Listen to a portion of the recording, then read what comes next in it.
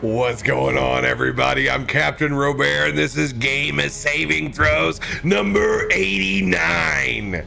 Let's go. I like it. I want some more of it. Let's go. 89. Look at Adam over there in that crystal clear cam. Oh, Beautiful. Hi guys. Picture perfect. Now you can see how old I'm getting, all the gray. Oh god. Somebody Black Friday'd it up. It looks great, my dude. I did. I did. I committed. This is all for you guys because I know how much you just love looking at me every single time I'm on screen. I mean, what can I say? I am the greatest. But yeah, no, I went in, got spent way too much money. I'm like, oh, let's see, but worth it because yeah, it's pretty dope.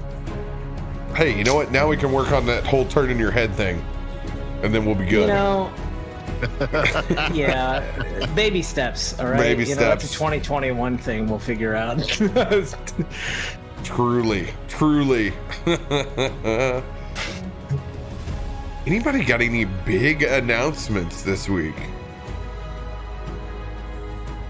That was it. That was on it. Camera. Yeah. I was like, oh, actually, I do have an announcement. On Saturday at 2 p.m. PST, you guys will know Tracy, Miss Magitech, who guested on Tormund's Quest. She is doing a one-shot Cyberpunk Red D&D stream, and I will be participating in that as a nomad. And if you want to swing by there and watch some more dope D&D before you swing over to RoBear, then come out and check it out. It'll be a good time. It's me and a few other Corsair peeps. We're all getting together and we're doing a one-shot. So On her channel, right? Yep. Yeah. Sweet. On Tracy's channel. I can find a link at some point and share it. Speaking of Tracy, I saw the 1/3 scale Geralt of Rivia, ridiculous 3-dimensional, like, I don't know, it's like statue on a wolf that lights up. Like, you guys see this shit on Twitter? I even retweeted out. It's like a $1,500 1/3 scale Witcher with like some monster's head in a bag. It's insane. It looks it's insane. So awesome. And I said, It's if like there 3 feet tall. It's like huge. Whoa. if there was ever a time to have a weird flex, that's the one. Because you can get a down payment on that bad boy now for, about $130. You're not going to fully be charged until 2022 when you go, oh, what just happened? Oh, I'm being sent that statue of Geralt. Dude, that's insane.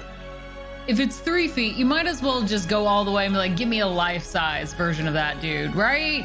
Like, Well, I'm assuming they probably quoted the life size and was like, oh yeah, the market just went down considerably on that $3,000 purchase. I bet we can get them in on 1,500. Whoa, somebody's stuff just broke. Whoever's using broadcast, your things are suspect. All right. I think it was me. My RTX went down for a second. I just restarted it. We good now? There was a gentle wave that was crashing into our ears. You gave us the sorry. wind tunnel. Why? We good why now? Why now for this Geralt statue? Like, that's what I'm trying to figure out. It looks dope, but like, why now? Probably just a partnership with whatever company that is, that Prime. It looks like some sort of like Japanese sculpture company. I'm assuming, you know what? Actually, it's the sad news. That's when the next season of Witcher drops on Netflix. It's going to be another 2 years, guys. Oh God, no! Please. Statue only several Please, years late no. to the launch of Witcher 3. Yeah. Well, I mean, I linked her because she's a fanatic. She freaking is insane. But now she's all into cyberpunk, so like, it's can't be bothered right now. yeah. She liked it, and I was like, hey, that's more than I was expecting. Now if it's like Johnny Silverhand, she's gonna be like, like this is amazing. Just you know what? Your post was denied. It was just poor timing. Yeah. Poor timing.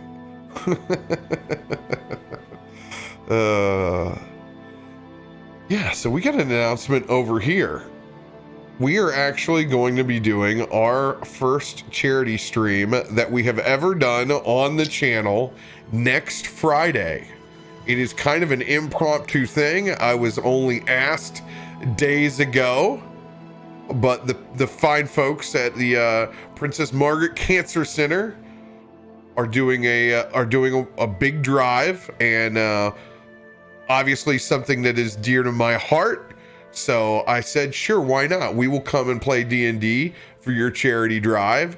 So we are working on finally putting together the Wild West one shot. Oh boy. So I am going to rush it on through for charity. We will be in our normal time slot next Friday at 10 p.m. CST for another 4 hours, and we will be the last folks on the charity drive that day. So I'm very excited to get to work with them. We will definitely be meeting up with mods. We're gonna have to have some rock stars on that Friday because I do not have an integration to be able to kick out stream loots automatically. So that's going to be the main piece of the equation. There is whenever you guys donate, you're going to be kicked out stream loots accordingly. We don't have a ton of time to put stuff together, but we will get some stretch goals within there to target some pieces of content that'll be super interesting and enticing. But yeah, I'm excited to do that for them. It's not something that that it was not on my card for 2020 because you can't help other people unless you can help yourself, and the majority of 2020 was trying to figure out that equation. So I'm very, very fortunate to be in the position to be able to do a charity drive. So that's really exciting. Did not expect that because 9 times out of 10 I would have had to have said no this year. So I'm pumped. We're gonna have a good time with it. It'll be D&D as always. The one thing we want to do is keep it. We want to still keep it really interesting. We don't want it to get super campy, but it is D&D for a cause as well. So we're gonna have fun with it, and yeah, it'll be like rapid fire D&D next week. So that means Horn of Valhalla this week. We'll have another break upcoming, but we don't want to mix that in with potential charity goals. So if we want to go with some weird places and goals, we can do that. In case you're wondering, Caustic has been practicing her cowboy accent. Oh. Yeah, no, you better believe it. I'm ready for this. Oh God. I've got this down. Phoenix sounds like does better watch out. It's too easy there, Daisy May. How many times have I told you get back in there? You get back in there. Tell me what to do, Dale. You skin that that house. You skin that Food raccoon. for you later, then you just shut up. Wild West Polly. Gotta listen to her. She always wins. I mean, that's just the way it is. Well, I don't know why you're talking like that. It's just something else. This reminds me going back to high school again, where everyone layered on their different level of faux Southern voice that was accentuated and not their true accent. Yeah. Yes. Yes. You just lay it on extra thick. Oh, Take that cowboy hat off. You live in a mansion. You've never even been to the country. What y'all talking about? I'm about to go out there and ride that horse right now. I listen to Chris Ledoux. Don't tell me. I go to the rodeo once a year. I got boots just for it. If you don't clean up, I had to wait 4 Sweetheart, your days. boots ain't never seen mud. Don't you be calling yourself a cowboy. there are 2 things that you have to do to somehow equate yourself to the cowboy lifestyle. You have to either have clean up animal shit on a regular basis, or you have to actually have strawed a barn. These are my requirements. And both of those. Yeah. Like I've shoveled my fair share of but the barn, nope. No. FTN, man. Well, so we were lucky that, you know, for the most of my life, all we ever had were horses and dogs. But when we would go and make our own, we would make our own mulch. Those days are unforgettable because that's when the dump truck load of cow comes. And an entire dump truck load on a hot day in July just hits different. Just a full truck of shit. Then you get to go mix it up with the actual you know, like mulch chips. You know, that came from the tree guys. The tree guys with the stuff they don't want to haul around. You just get this tacky mixture that plants love.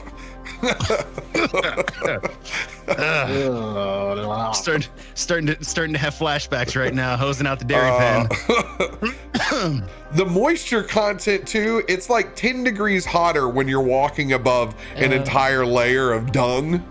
Oh, the heat that emanates from it is it's so nasty. That's why mulching is just a pain in the ass. It's so hot. Oh, there you go. There's your trip down my memory lane. those fond memories. Yep, it's time for another But one. yeah, that's what we'll be doing. Spreading dung on Friday for charity for Princess Margaret Cancer Center.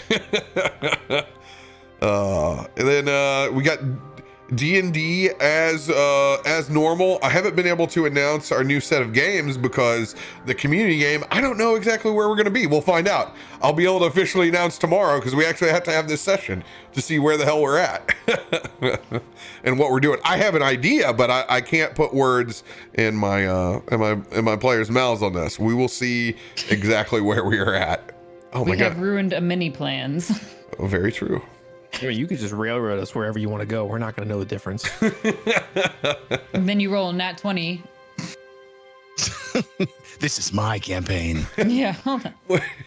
Wouldn't it be great as we sent the community game off and they're fighting in some campaign that you just didn't touch. Like, we thought you go there, like they're on the battle for Gancaster before it happened. Where is everyone? Nope. How did they get there? And we look at each other and just say, "No, we'd rather not." We're just gonna find their dead remains on a battle because we got there too late. They just No, get we got wiped it. out.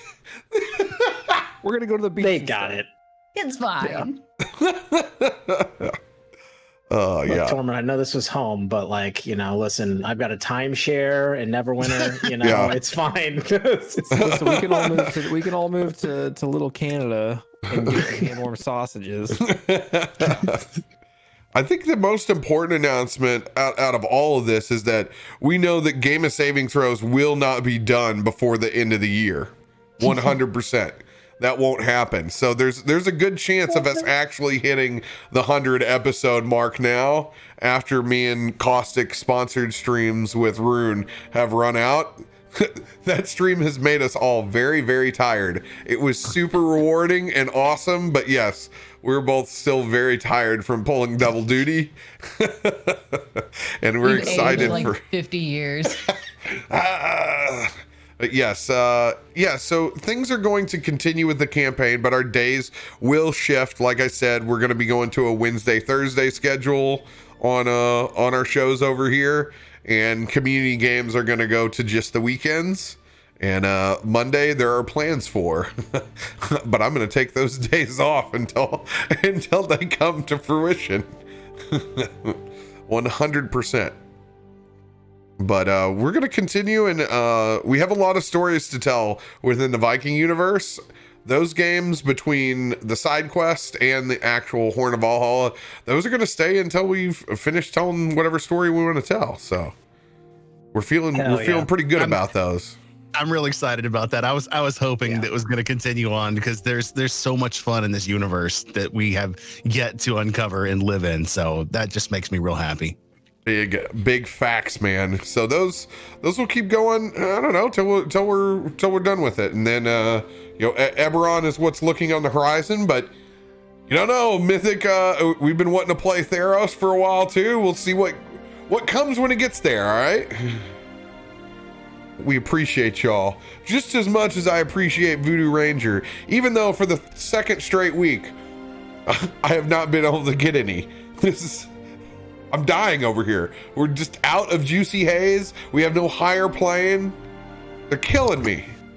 Voodoo Ranger, send this man some more beer, please. He's wilting away. Look at time. Look at that face. Look at him. Let the boys sleep in your bed.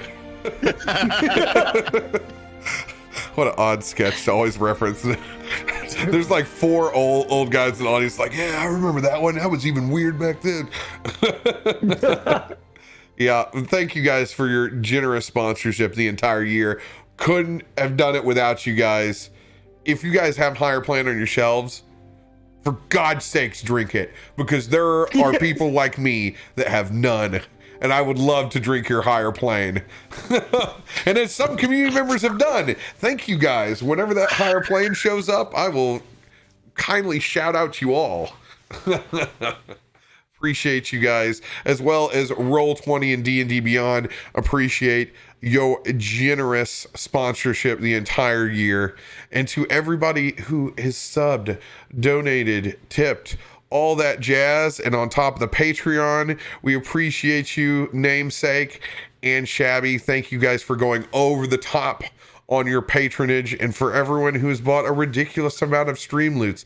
I'm looking at you, Dev and 40, who now compete over the top of who gets advantage every week. We appreciate the shit out of you. Thank you guys so much.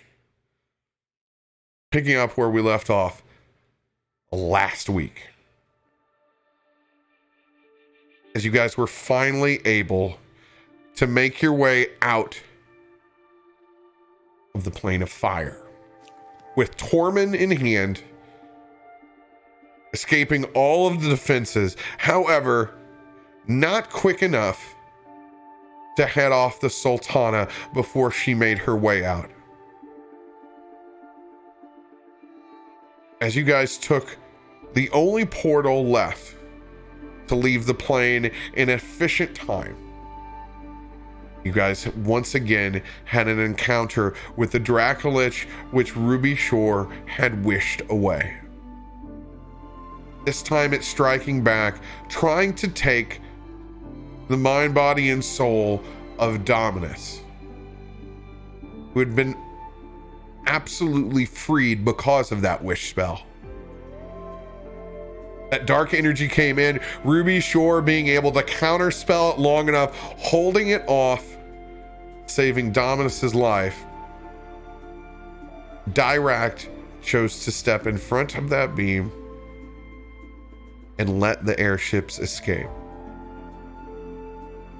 We pick back up with you guys passing through that gate, last seeing those piercing eyes in the darkness before you guys open your eyes once again.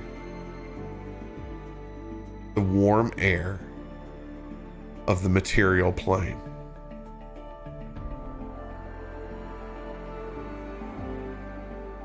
As we have passed through a gate, this will be a Cheekios roll to try to control our exit.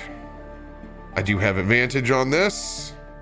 This uses my spellcasting modifier, or my spellcast attack, I should say.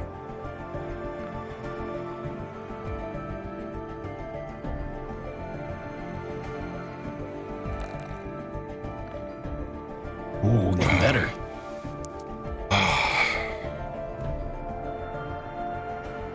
As you guys open your eyes, you can see Skybreaker in the distance. As Cheekios has been able to navigate you back to the plane, which we have left in cruise control, headed to the wedding of Sansuri and Yonsei Ben.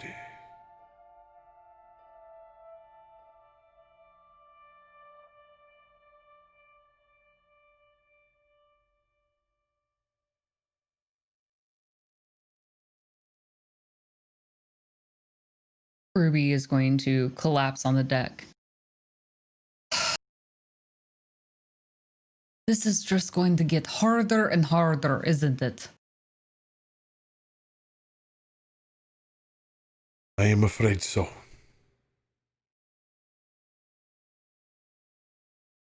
What happened? Where is Diract? Why did we leave him? Well, we didn't leave him per se. Oh gosh, how do we begin this? This is a longer story. You don't even know who that was, do you? Oh, little one. Gale. We didn't leave anybody. He gave himself so we could get out. We all know it was the only way.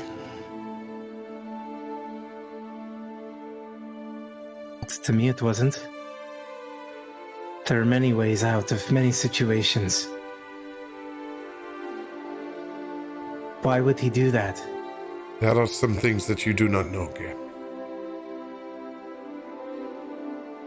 Like what? Fill me in. From what I can tell, we just left him there. With whatever that thing was. We didn't leave him there. It was a... I'm pretty sure we just left and he's still there. Well, I understand you're upset, all right?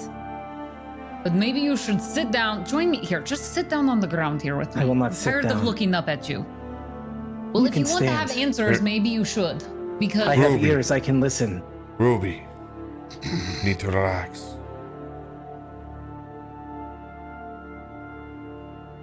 He needs one voice in his ear. Fine. Histor. Grab Torment, Dominus, and Gale. And let them know.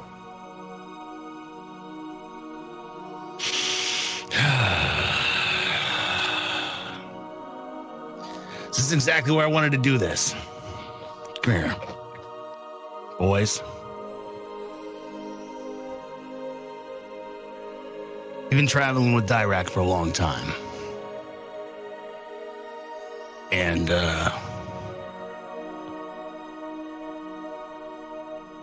something you didn't know about him. Something I didn't know about him until recently. Tormund, Dominus, Dirac's your grandfather. He's my father. What do you mean he's our grandfather? He always thought he was just a part of the family. Because he was. It was his oath that he took to protect us.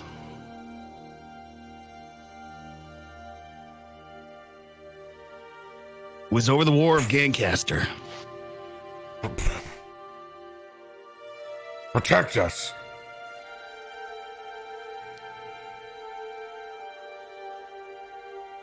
Oh no. That's why you are who you are. I always thought it was some anomaly in our bloodline that you came out of Black Dragon. The reason you are the color you are is because of your lineage. It's because of your heritage. It's because the blood that beats in your veins, Dominus, is Dirac's blood. And mine. And your mother's.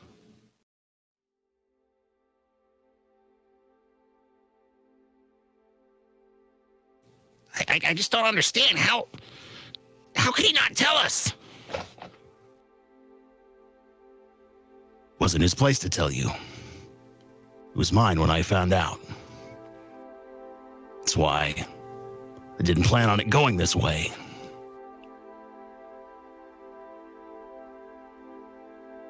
Dominus is just going to throw his glaive as hard as he can up against the back of that airship. I'm just going to walk away over to the railing to grab some air.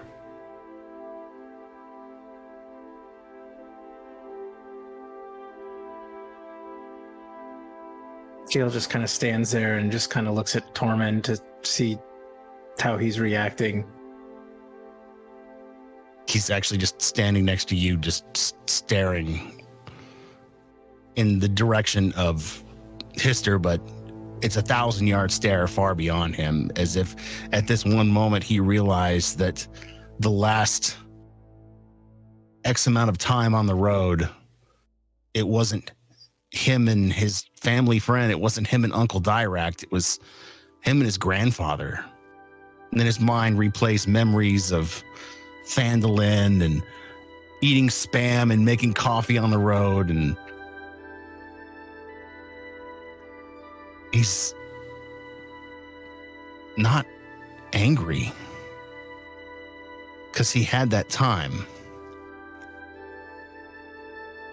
He's actually feeling for his brother right now because he didn't.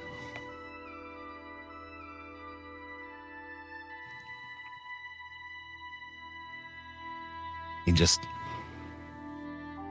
finally realizes you're looking in his direction and just pats you on the shoulder.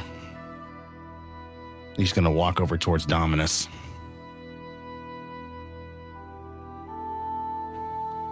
As he walks away, Histor just kind of looks at Gale.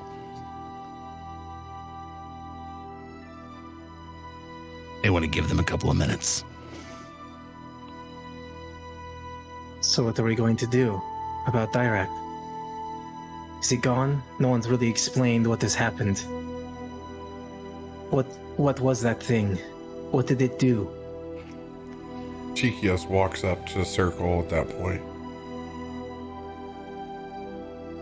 We don't know.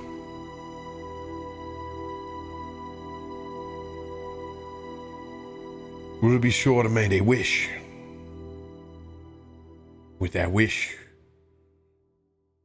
she tried to make this entity go away. And it did.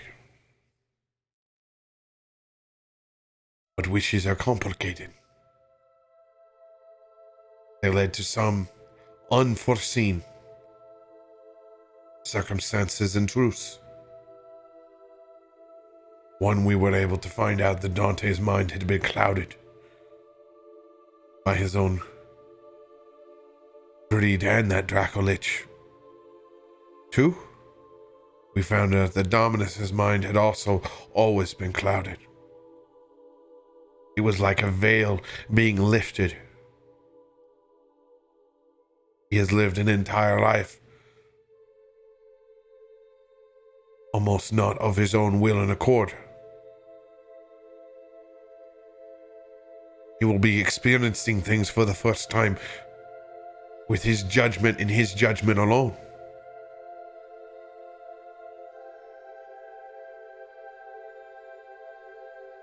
I listened in, but I did not interrupt.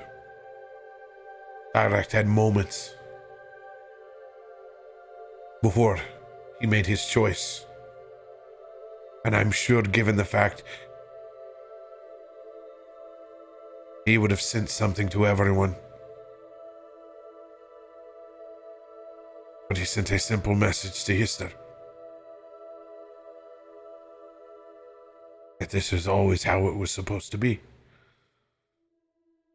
You, of anyone, can understand Gale.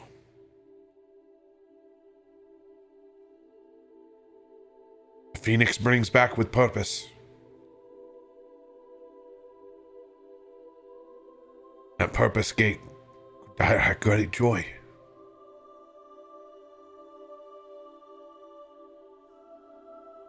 But this was always supposed to be the way. I don't know what this sacrifice entails. But he did it so Dominus could still have a life.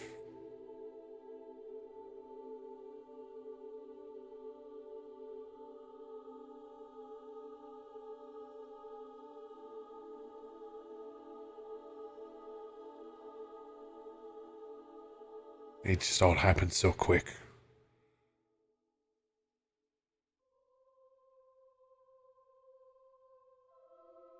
Gale just kind of eyes water, just kind of turns away and just goes and finds his own space and just like goes to the edge and just like looks out, just kind of doesn't say anything else for a bit.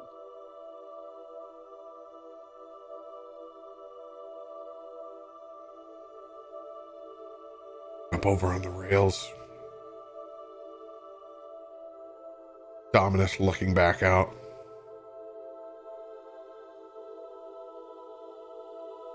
God damn it, this was supposed to be our time.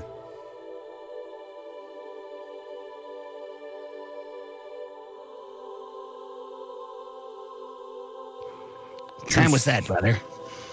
1 step forward, 2 steps back.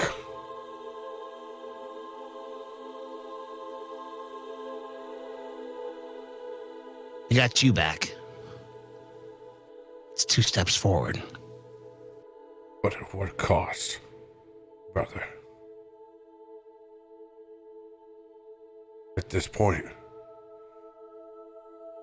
I'm responsible for the death of our own mother. I'm responsible for the death of our grandfather. Who else is it gonna be, Tormund? Don't put that Before blame this on is over. yourself. You didn't kill Diract. If there's anything I know from the time I spent on the road with him, is everything he does has a purpose. I watched him give himself to a white dragon, thinking I was never going to see him again. Resurrected, brought back, whatever he did. He's as much Faust as you or I. He's always got a plan. If this is the way it has to be, he knew it. Don't put it on yourself. It doesn't matter. My existence made that choice. It doesn't matter how you spin it, Tormund. And I understand. You've had that time together.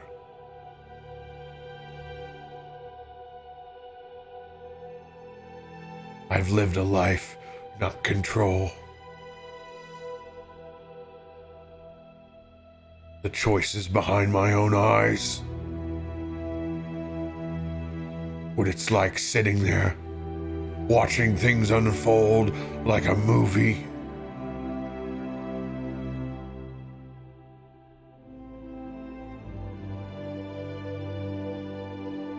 I grow tired of it.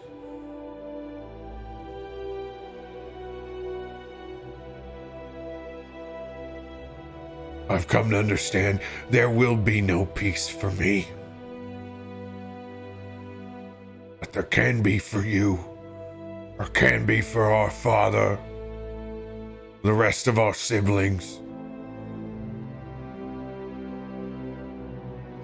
It's not true. You say you've lived this life behind a veil? Now's the time to cut that. Quit looking behind and look in front of you, Dominus. Look what you have. Don't look at what you've lost. You've got me. You've got Dad. And our sisters. And Gancaster. There's gonna be a whole shitload of trouble out there if we don't all come back. So don't think for a second that there's anything you can do that's gonna change what's happened. Dominus We're a grabs family. your hands and holds them there. You taken these and killed someone you loved?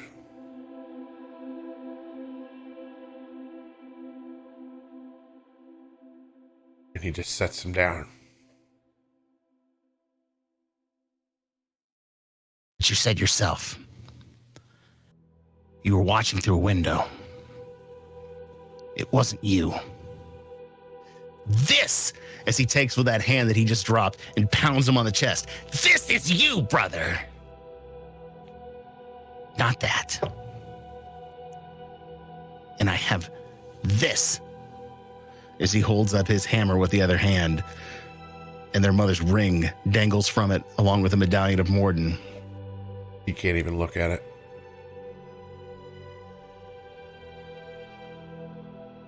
You don't even know who I am. No, maybe I don't. But I'm willing to spend the time to get to know my brother. Because we never had it before. Take this time. Spend it with your family. But where we go, there will only be loss. There will only be pain.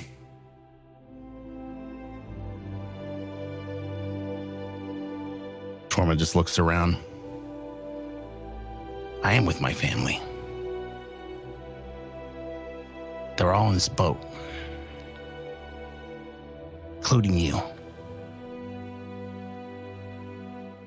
Don't forget that. And don't let what Dirac did for all of us cloud your mind for a second. Because although I have spent that time with him on the road, he did this to save you.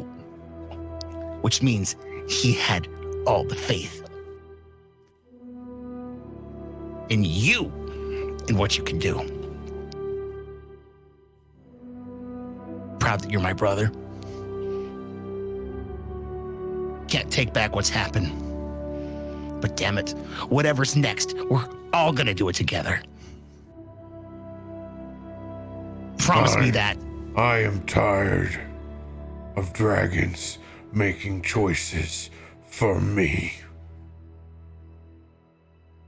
And he's gonna brush past you and go and grab his glaive and head to the other side of the vessel.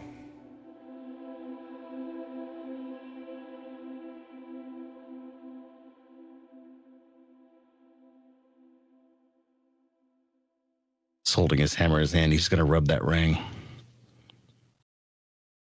Just help me get through to him, Mom. Just help me get through to him.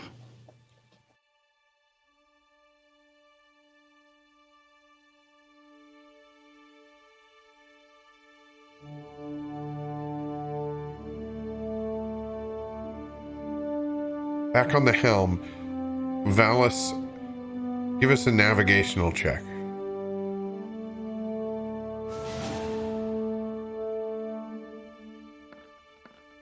Uh, 14. Rolls a 2, 14. Listen, I haven't warmed up yet, okay? Kiki's just probably holding on so tight it's difficult for you to fully get back in the swing of things. You've also been on that archaic steam vessel for a hot minute. Yeah. And it's Still feeling it out. It's taken a bit to disembark from our archaic vessels that are now tied up, and it literally does look like the we're officially the air fleet that looks like the RV park. We got the two as everyone's unloaded from whatever shit condition their steam vessel was on, kind of tied up in tow. Definitely the redneck Air Sky Yacht Club. I'm trying to steer, and Kiki's just kind of bothering me. Hey, why don't you go check on Leroy and make sure he's not ruining the ship? I can do that. And she'll hop down and rush around trying to find Leroy. Would he even be on this ship? Oh yeah, Leroy's on this one. Okay, he's down below. Okay. Yeah, he's been on every major vessel. He was there when the dirty bomb was planted. Actually, to reference, is the last time he was in a scene. How I can remember the last time Leroy was in a scene, but like no character names, don't tell me. But he's a primary character, okay? Turns out Leroy is actually the true hero. He's the main character of this entire story. Yes. It's just taking this long to get there. Leroy and Jerry. He just wanted to dance. Are two pillars of this story.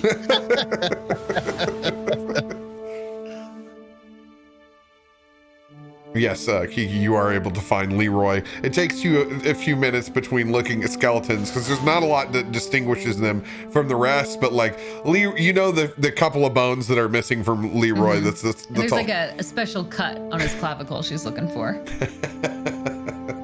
She knows.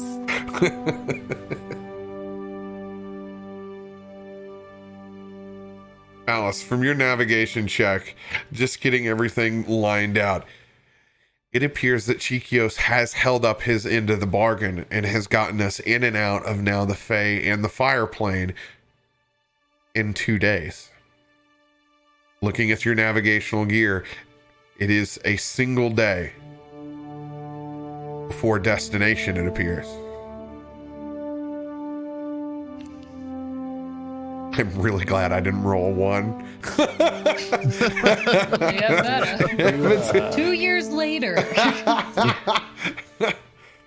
Oh no! Do we have information about this? Well, do I, as the navigator, do I have information about this location? Is it at the Sky Castle? Do I know where we're going, like specifically? No, we got pretty shit plans so far. We've it's kind of been on held because we wanted to get our memories back, and now it's all rushing forward that we're here. That we kind of got to put together a plan what we're getting ourselves into. We know that it's essentially a pocket dimension being up here that we're headed towards the plane of air, where it meets with the material plane. Well, as we head there, I would like to try to obscure our approach in the clouds, if that's possible. Can we switch ships first? We're on Skybreaker. Oh, we are on Skybreaker. Yeah, I didn't know we missed the switch. It's like, are we still in that terrible dinghy? That's not what we're taking into battle, right? God, we're all forced next to each other. Get away from me. I'm tired of it.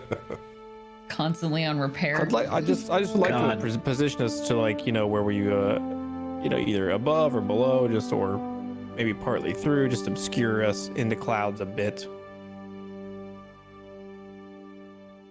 100%. Whatever our approach is there, we're going to take the most stealthily that we can get. But definitely the next 24 hours are going to be that of reconnaissance, planning. Oh, I just got another death strike. Let's go. A master of death. I have 2 of them. Cheekios up on the helm with you. We do need to gather more about the shit show that we are flying into. Well, We know that the Sultana will be there as well. the last time you guys dealt with, whoever is we're gonna go fight, I was dead, so I don't have a lot of information on this. Kind of going off pretty thin pieces of information. So, is there anything you know about how to approach without getting shot out of the sky?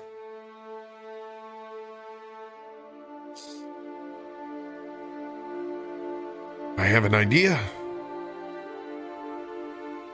We have 2 people. One who has broken the sky and one who can create it. Coleman's friend Gale. He wields the storm.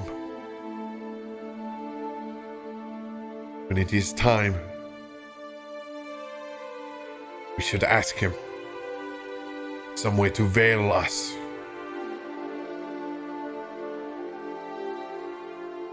We will need someone like that. We will also need all of the information that we can get from Dominus. He is our key piece. Well, he doesn't seem to be in a very cheery mood at the moment. What kind of mood would you be in if the person who is trying to protect you your entire life has sacrificed himself before you could have that conversation? No. I'm looking around, I'm seeing a ship full of people who have all sorts of dramatic traumas in their life. We're all just gonna have to get the fuck over for a little while. You had a chance to get the fuck over to yours. He gets a chance to get the fuck over to his.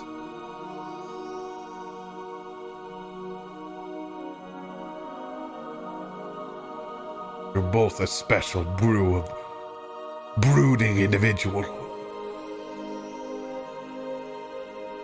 I was just saying there's a lot of variables on this ship that we're not used to. I'm just glad that we have variables. There could be 3 of us on here right now. And you know it. We need everyone's help. The numbers will work in our favor, that's for sure. Unless he's gonna kind of eye around it, just kind of some of the new people. How do you know there's not a plant here? I don't.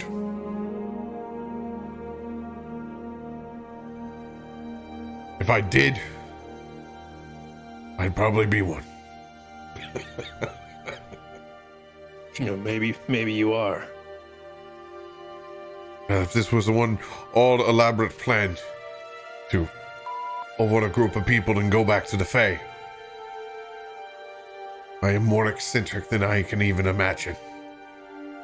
No. If you are gonna pull some sort of double cross, can you just go ahead and stick the knife in so I can maybe get some rest?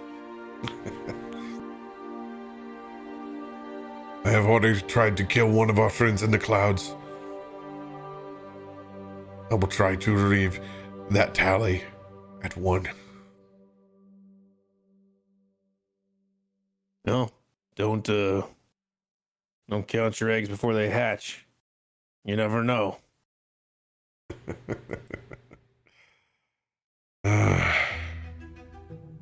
You've done well out there, Valas. But we need that luck one more time. How much longer until your pirate's luck runs out? Well, I already died once, so I figure this is just what I'm owed at this point. What's your ode? What else would it be? True. Everyone here deserves a long vacation. But we have to live and breathe in the world that will allow that first. I'm going to focus on getting a hold of Bari. See what information I can gather. What has happened on the ground? Make sure that he made its way out. Take that last piece of reconnaissance. We will probe Dominus for information this evening. Chart our best course. Well, as nice as this ship is, I hope that course isn't barreling the front end through straight through the front door. I'd rather not. I would rather not.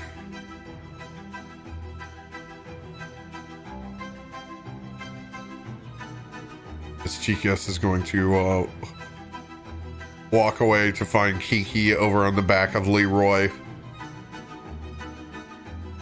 Just going to give you a couple of scruffs, since you've had a very, very long and traumatic experience. Still in your awesome demon form, but just as cuddly and adorable as Kiki always is. And covered in blood still. She hasn't had a bath. Dante's blood. Dried Dante's blood. Normal. I'm It's gonna, okay. She's busy bossing Leroy around. I'm just gonna druid craft a couple of flowers. It's like the equivalent of your mom like hitting you with like some Febreze on the way out the door. Good God. Child.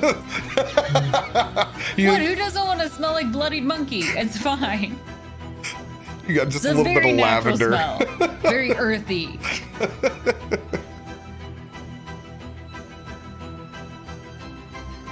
Cheekios is going to round out and go back downstairs to the teleportation circle that is in the hull. Also where the coconut cream pie barrel is at.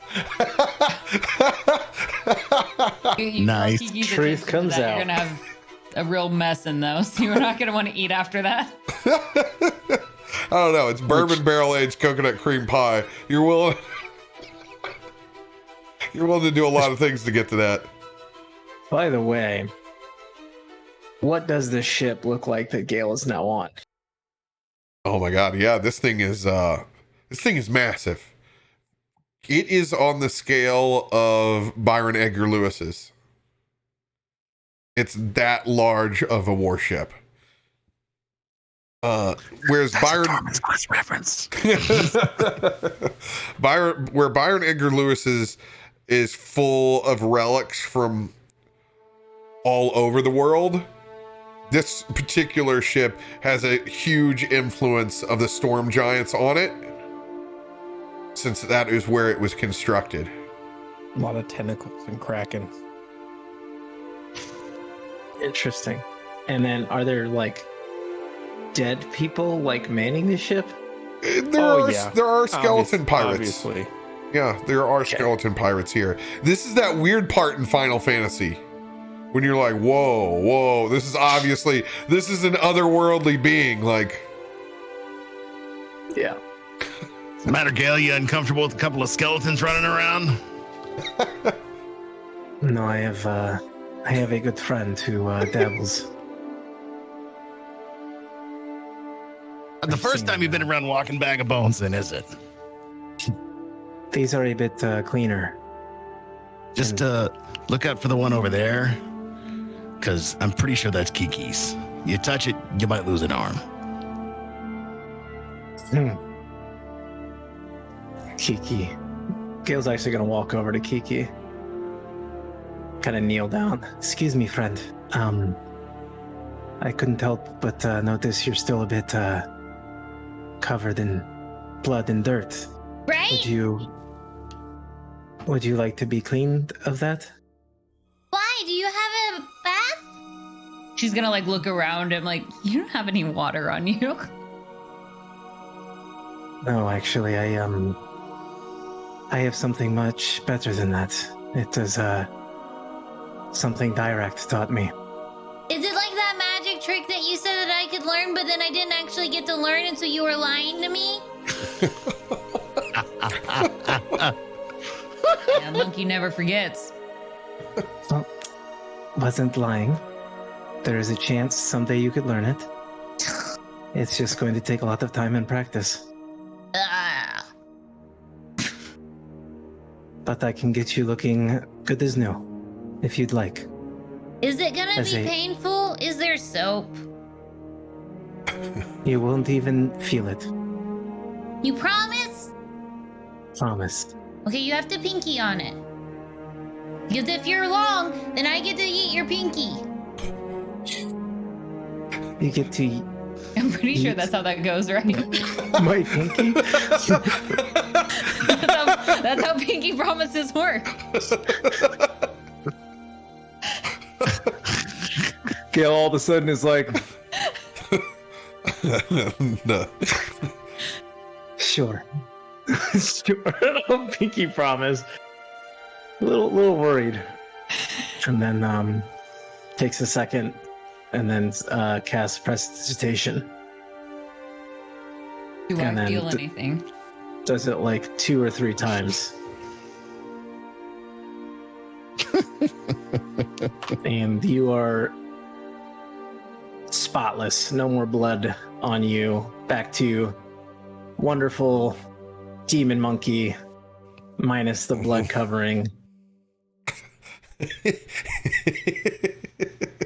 Did you leave the flowers is the question. Mm-hmm. Of course, I love the flowers. I put a few more on. Afterwards I druid craft a couple, and what is your favorite color? Oh, I like green and blue, and also yellow is really pretty. And some days I like pink, but today's not one of those days. And I also like fuchsia, which is kind of pink, but I don't think it really counts. Okay, well, how about we start with these three? And I give you a green, a blue, and a yellow flower. Okay. And I just hand them to you. The first time I learned this, it was to clean Tormund. He's a bit of a smelly individual when he has a long night of drinking. Did he get flowers too? That came later. He looks like he could use some now. Kiki's going to take the blue one and run it over to him and just kind of like set it on top of his head. Just like gently like, whoop. Trying to do this without me knowing? Yes. Let's slide a hand. The secret flower giver. I mean, you got a pretty good shot considering my perception is 0 plus 0. Let's see what we get. Oh! But it is a 19. Unless I roll a 19 or a 20, I guarantee he's way off into what's going on. Oh yeah, he's none the wiser to what you just did. It's kind of like one of those pranks, but it's not meant to be malicious. Just a little dainty flower. She drops it on him and then runs back over to Gale. See? He looks better already. You did well. I know. I think so as well. Anyway, I didn't lie to you. You can do anything. You I get to believe. keep your pinkies this time. Well, it is good. I need them sometimes to cast spells. Do you cast spells out of your pinkies? Good. This is so proper. Is it for the itty bitty spells? It is for the itty bitty monkeys. For me? So I just like hold my pinky up and you just see like lightning start to kind of crackle from it. Tomorrow morning you're gonna give me lightning lessons, okay? Okay? Well, sure, I will You do my promised best. I could learn how to do it. And I'm not gonna learn it any time faster if I have to figure it out on my own. Oh my god, Kiki is so adorable. Yeah, it is. I did promise tomorrow morning, barring we're not, storming a wedding, no pun intended. Then you show Then- me during the wedding. That's like the best time. Oh, I'm sure you will see plenty of lightning during the wedding. I can assure Yeah. you that. I have a lot of anger to work through. You could always join me for meditation. Meditation. You meditate. It's fun. Histor does it with me sometimes. It's really good. But you have to sit perfectly still, which I had a really hard time with, but once I figured it out, I got really good at it. And where do you go when you meditate? What do you think of? Anywhere. My favorite spot is inside Leroy's ribs, but I don't think you'll fit in there. We could try. I could pull out like 2 of his ribs on the top. He doesn't use them. They don't hold anything. And you could try to squeeze inside. I meant, where do you subconsciously go? What do you see? Oh, I see a temple where all my friends are. Were. And I can visit them anytime. Anyway, I'm gonna go show Valas my flowers because I want my friends to see it. She's gonna get a little quieter on that end. and scuttle on back to Valas. It's okay, Kiki. I want to see my friends too. So he just kind of like underneath the pendant fingers the engagement ring, traces his hand around it. Then, yeah, just is like, I heard there was food underneath. I guess I'll go check that. Passes by Leroy. Hello. Just keeps going. Just keeps going down. Leroy just looks at you and goes,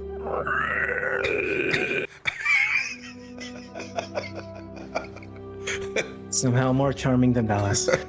Just keeps going.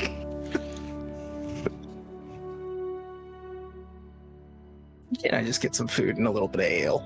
As you head downstairs, the lid to the coconut cream pie barrel is open, and the part that's been kikified has been removed. We're down to the bottom crust on that, but you're able to take a ladle out and get some pie. But when you look over across the side, you actually see that teleportation circle lit back up. As Cheekios is down there, and he is currently engaging and talking with Braden. You can see from across the room.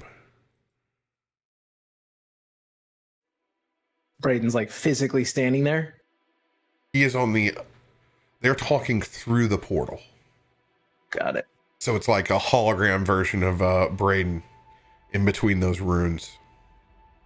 I would go over because I want to see Braden and know what's going on.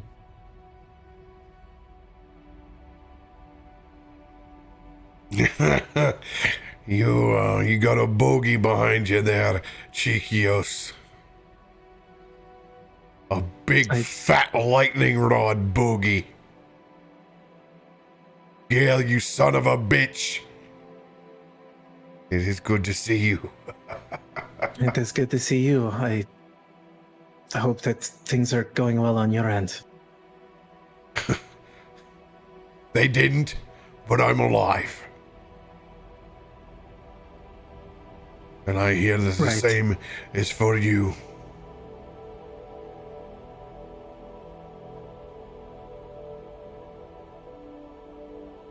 You know? I know.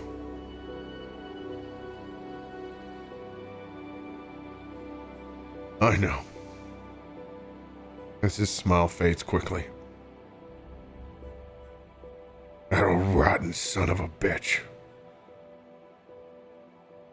It's not like we didn't know the day was coming.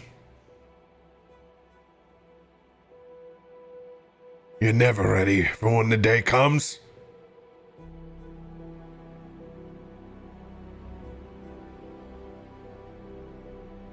But he did what he did.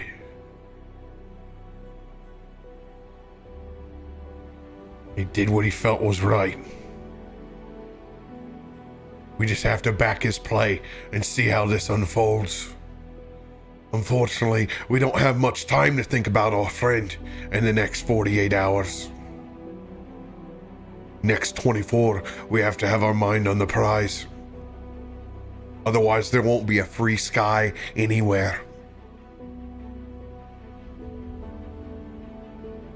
If we thought Talos was bad, taking over all of Neverwinter, how about the entire skies being a place that you can't get in and out of?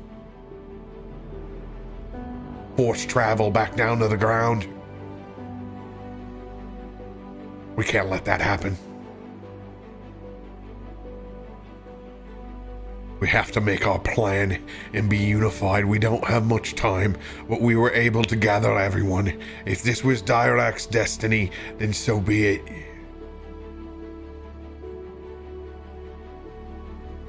But not all is lost. I can aid with the sky, you know this, with the storms, but The wind is such a strong aspect of the storm.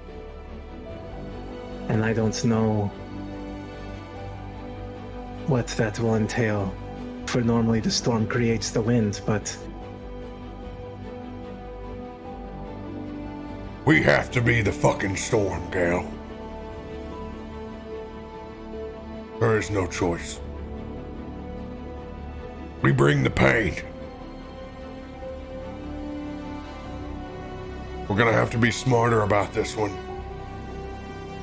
Tormund's was a smash and grab, but came at great cost, and could have been greater.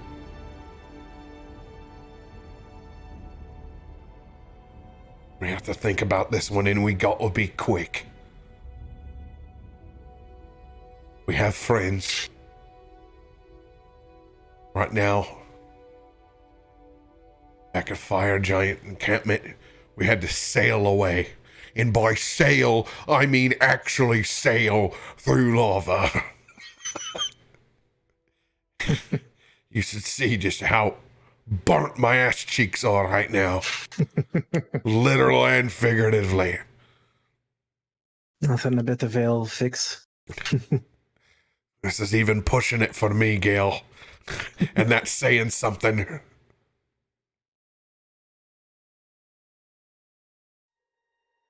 I got a nice soft rain for you whenever you get back. How about that? Deal. I don't plan on being over here for much longer. Just enough to see what kind of extra help I can bring. Using Lord Roaring Horn, defenses of the Harpers, that saved our ass.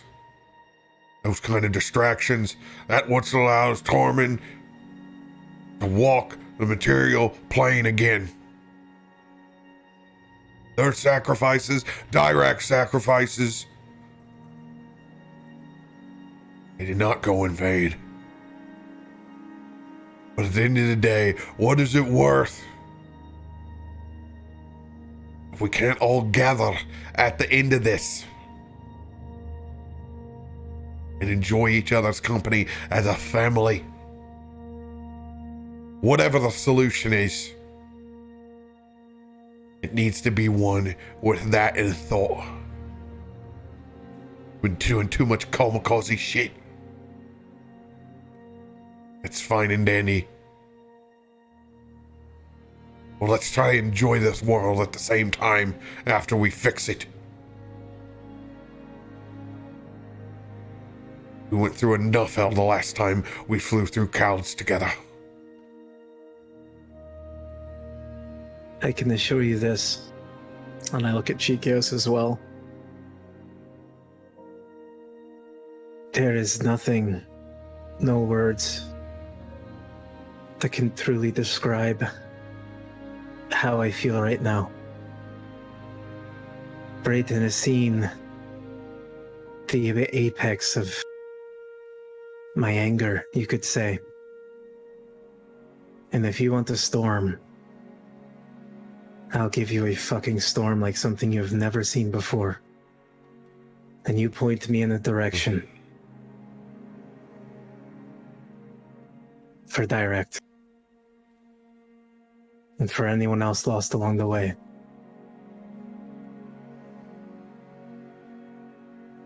Point of order to that. Since you do not know this, and it has not come to pass yet, since Tormund Quest is a prequel,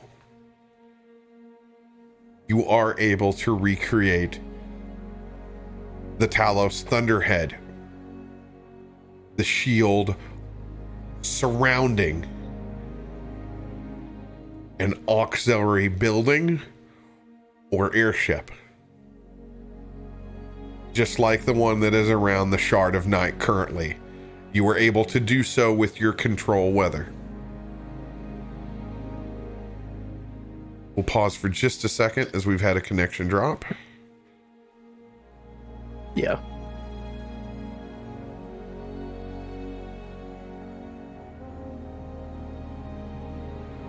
I think we're back. Not yet.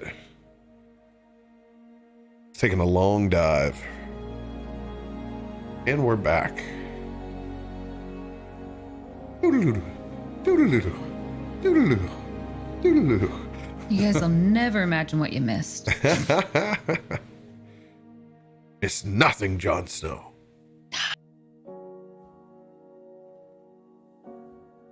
So yes, as I was saying, you will be able to use your control weather ability to create this barrier.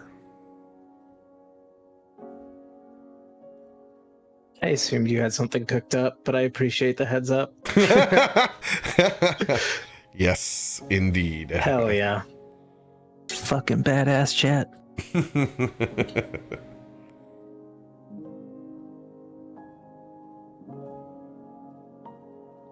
How much longer, Brayden, do you have before you can join us?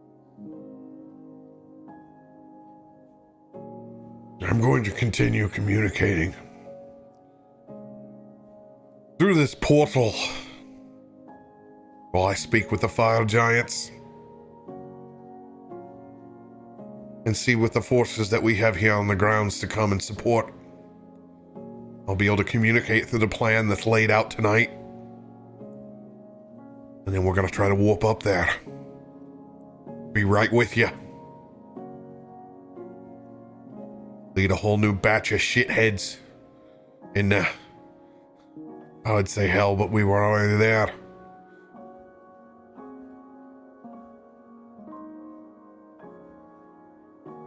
That's the plan.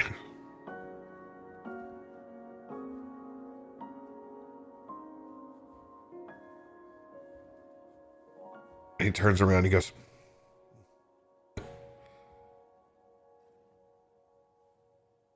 I sure I'll talk to the rest of them.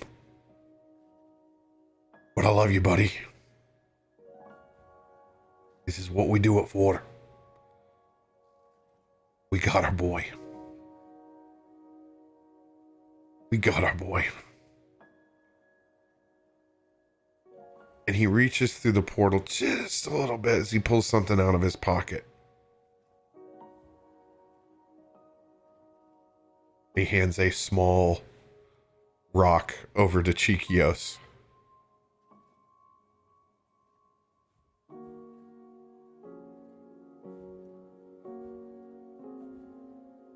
Good friend to me gave this to me. It's time for it to go back home. As he hands over Dev's rock, which is one of Kiki's stones Yeah. that he took from off the table back at Dr. Tonemus's. Didn't he have that as like a wondrous item? Just Oh, yeah. always. Had Back it there had in it the back pocket. as an attack. For real. Gale is just absolutely struck by this rock so much he's speechless. as I'm sure Adam will be back online here in just a second. Mm-hmm. Back up top.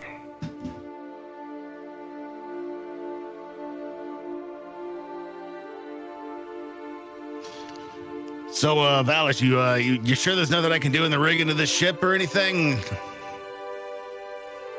Yeah, I mean, been sailing on its own without us for the last couple of days. What do you think you're gonna do? Hell, I don't know. It's just... At this point, I'm just a hood ornament standing at this wheel. And an ugly one at that. Yeah, look who's talking. The most beautiful one on the ship. Yeah, whatever, Furface.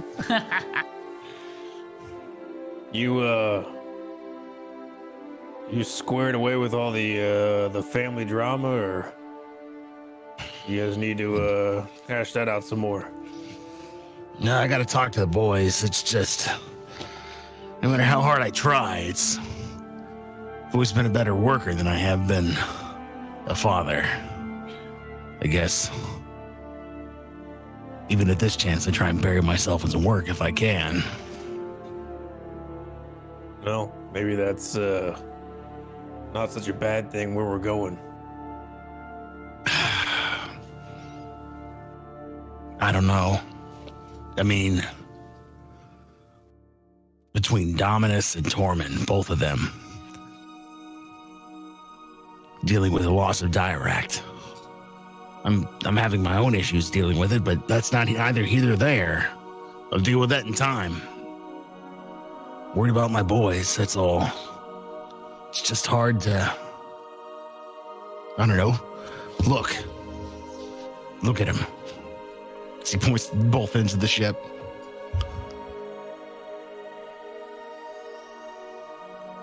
I feel like no matter what I say, I'm gonna screw it up. That's what I've always done. I mean, probably, but that's what most parents do, isn't it? I've screwed it up for so long, though. I don't blame Dominus for what happened. I drove him away just as much as the Dracolich brought him to him. But I'll tell you right now, I feel like with him more than anybody else, if I don't do it right, I might lose him forever. It's just... I can't screw it up. Well, I don't really know a lot about like kids or any of that. I mean, I have a monkey, which is kind of like having a kid, I guess. Especially your kids. But seems to me you're telling me a lot of shit that you should be telling them.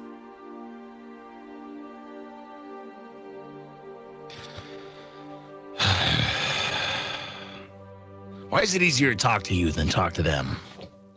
They just have one of those faces, I guess. Because you're both assholes. Well, I thought it was because I was one of those caring, sensitive types. You were, but the seas took that away from you. And they gave you Kiki, the only manifestation of hope left to parse with your old shriveled up brine of a personality. Well, you ever stop to think that maybe she's the reason that I'm like this? I'm the reason for what?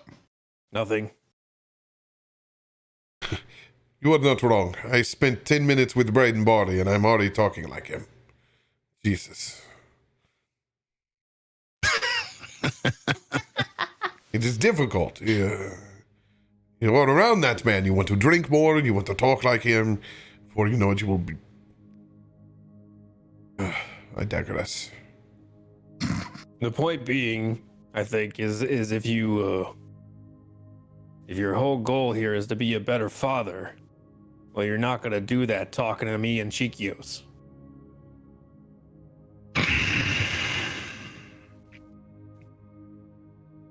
You're so worried about all the time you missed out on all the opportunities. Well, they're standing right there. Here, Yes, you're right. She's gonna pluck one of the flowers. maybe go over and give them one of these. I mean, you have... The storm has picked up, so all of a sudden. Oh God! Oh shit! Dexterity saving throw! And he's gonna look over at Dominus, and he's like, and he says, so maybe you go have a conversation with your son, and then after you're done, he's gonna point over to Tormund with the flower on his head still. Maybe you go have another conversation with that pretty little daughter of yours. Hey, anybody's allowed to appreciate flowers. You know what, Ruby? Kiki. Kiki, whatever. I'll take that Are you flower. kidding me? You thought I was that tiny, stupid monkey? Well, you're both animals covered in fur. Well, you two were alike for a long time with half deadness. Well, all deadness. And to be fair, she would steal potatoes just as fast as you. No one's a better potato stealer than me. Don't put that out there. You hear that, Kiki? She thinks she can steal potatoes better than you. I've never had to steal a potato before, but I could try. Just pretend they're rocks. You'll be fine. Well, no one beats me at rocks. There you go. He's gonna take the flower. He's gonna head off towards Dominus. Ruby. No, I did it. God damn it. Yes? Again? I'm trying to rest over here. What do you want from me? Too many. It's going to try to make some joke about the stupid eyes growing up potato, but I'm done. I'm walking away from this. Gil, you are currently a Robotnik.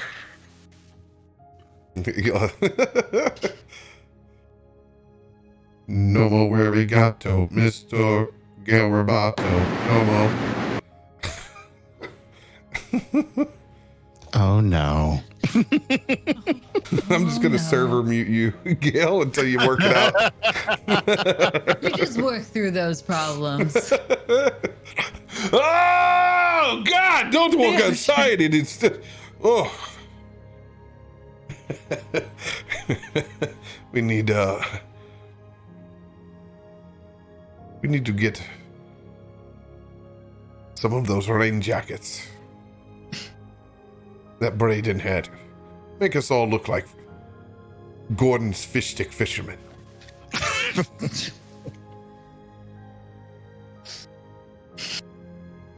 Kiki would love one, please. But it has to be like a tiny, tiny one. Oh, dude, that's with little rain boots. Yeah, full Curious Georged out completely.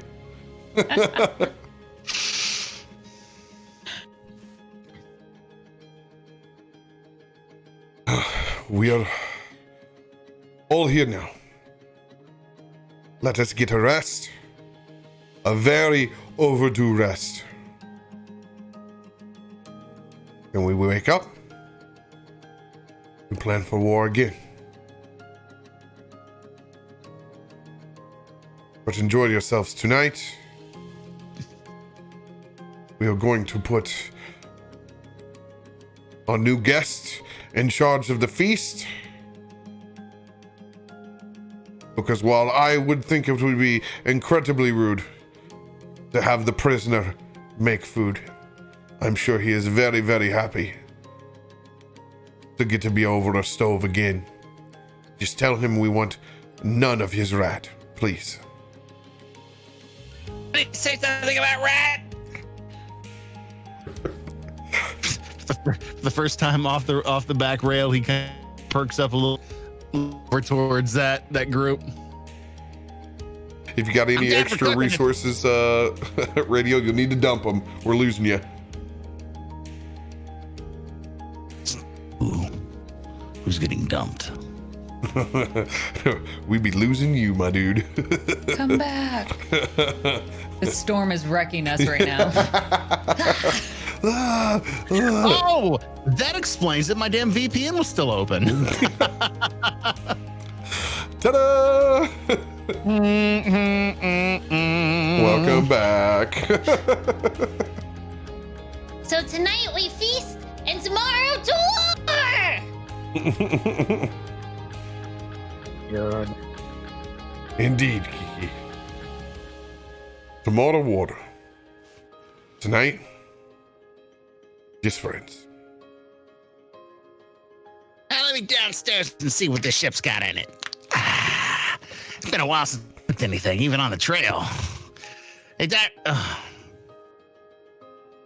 Hermione, where are the rations at?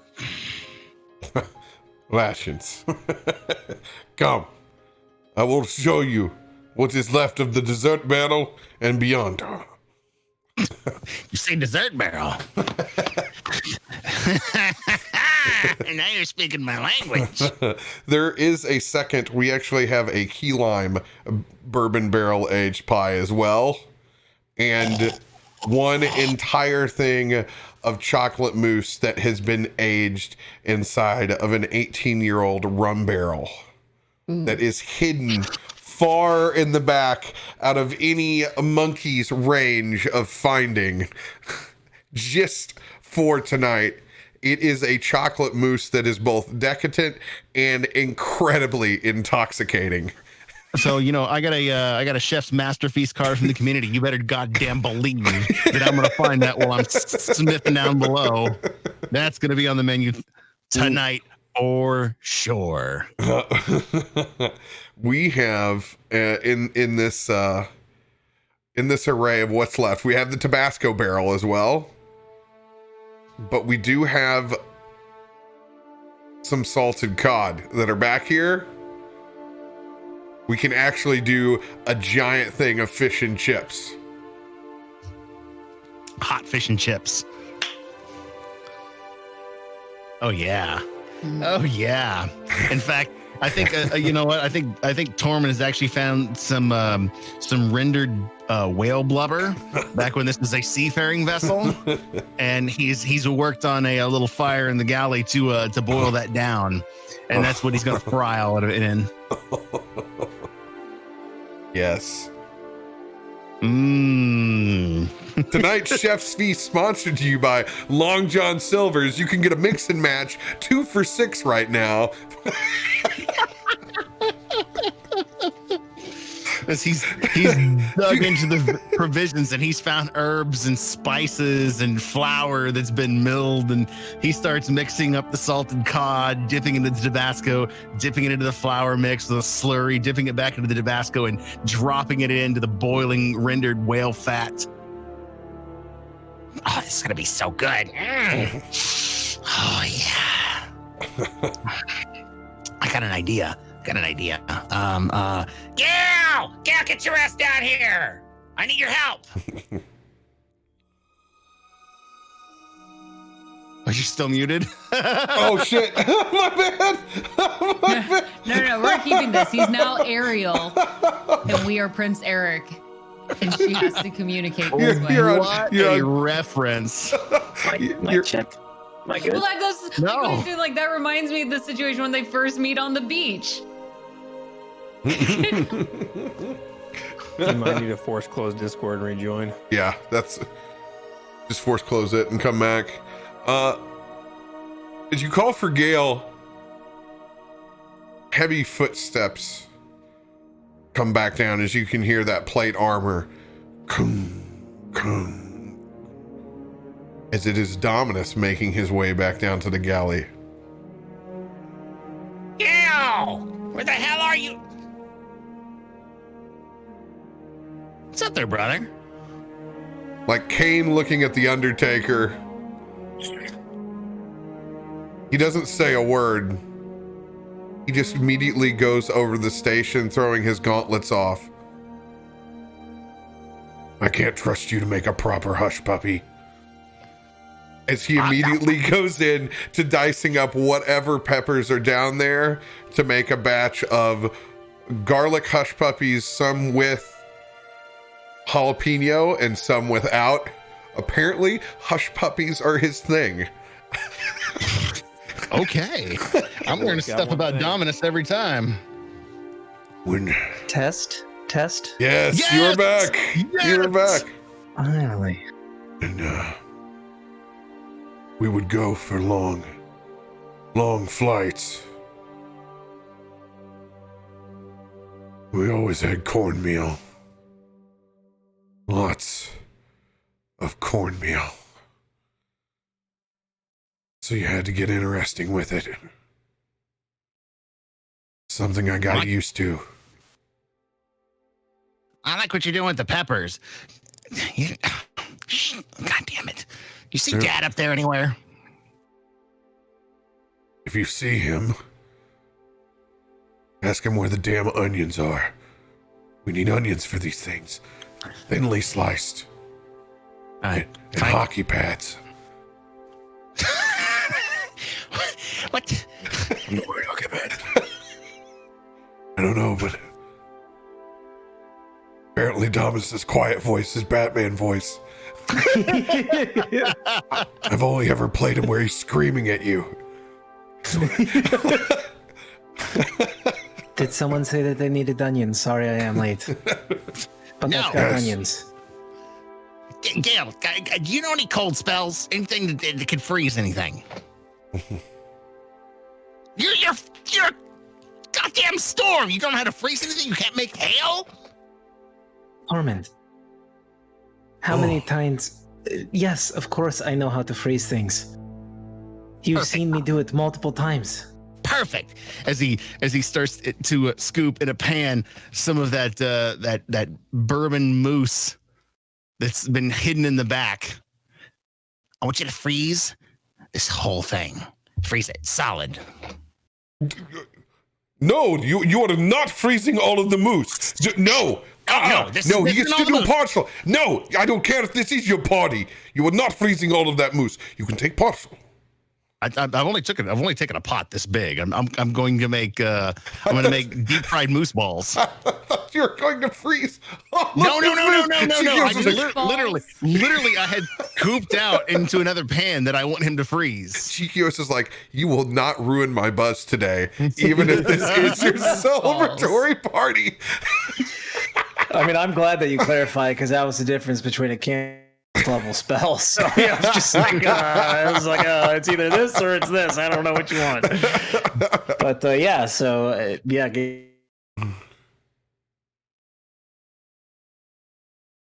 Oh, goodness gracious. We're just having a day, man.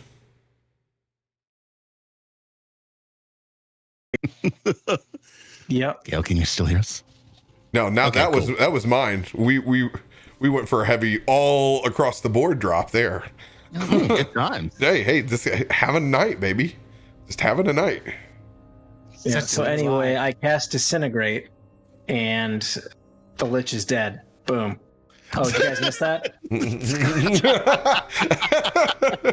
No! No, you see Gale just with the pot, and he just kind of like puts his hand up next to it, and then just like you just see this ray of frost, and he just kind of starts like coating it around, and just like begins freezing the moose in the pot. Perfect. Don't get it solid. I need it just freezing, not too hard. As he starts to kind of scoop out these balls, and he rolls it in a second pile of flour that he's got that's just a little bit sweet, and he starts to drop it into the fat. And he doesn't leave it in there for long, just long enough to brown. Pulls it out. Here, you froze the pot. You get the first one. Sure. Enjoy your balls. Gonna try it. I'm gonna try these moose balls. Welcome to the fair. You've just had a deep fried moose ball. Are you eating two at a time? I don't know, can you get two balls in your mouth? Are these chocolate moose balls? Yeah, these are chocolate moose balls. Okay. Yeah. Yep. I moose ask you a question. Anyway, this is really good. Killing you now. This is really good. Eat up! As he starts to make more, along with the fish and chips and deep fried moose balls are going in at the same time. This is just a boiling vat of absolute just. Mwah! Potatoes, salted cod, chocolatey desserts. It's a spread of deep fried food out in front of you like you've never seen before. He's found things in vegetable barrels and done similar treatments to them. This is like walking into the tempura bar at your favorite restaurant. Gail's just like letting him do all the hard work, but he's like aiding by like cutting potatoes or like cutting up like onions and vegetables and things, and like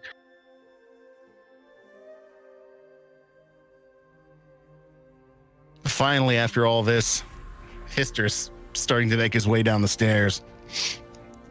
What are you boys cooking down here? It smells real good. Tormund? What? What's that smell? Dinner, old man, get your ass down here and have some. Hey, Valas, give one of your skellies the helm. Apparently there's some food down here you want to eat. God knows what Tormund is making, but it smells like fat.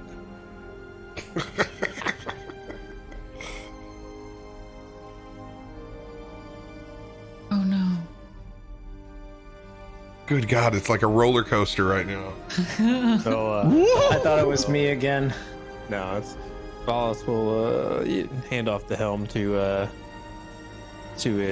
skeleton. As a just a question, what is Dante doing? Is he here? Dante is here. He's been pretty well just recovering. He's been sleeping since he got here. Was he even aware of the Dracolich?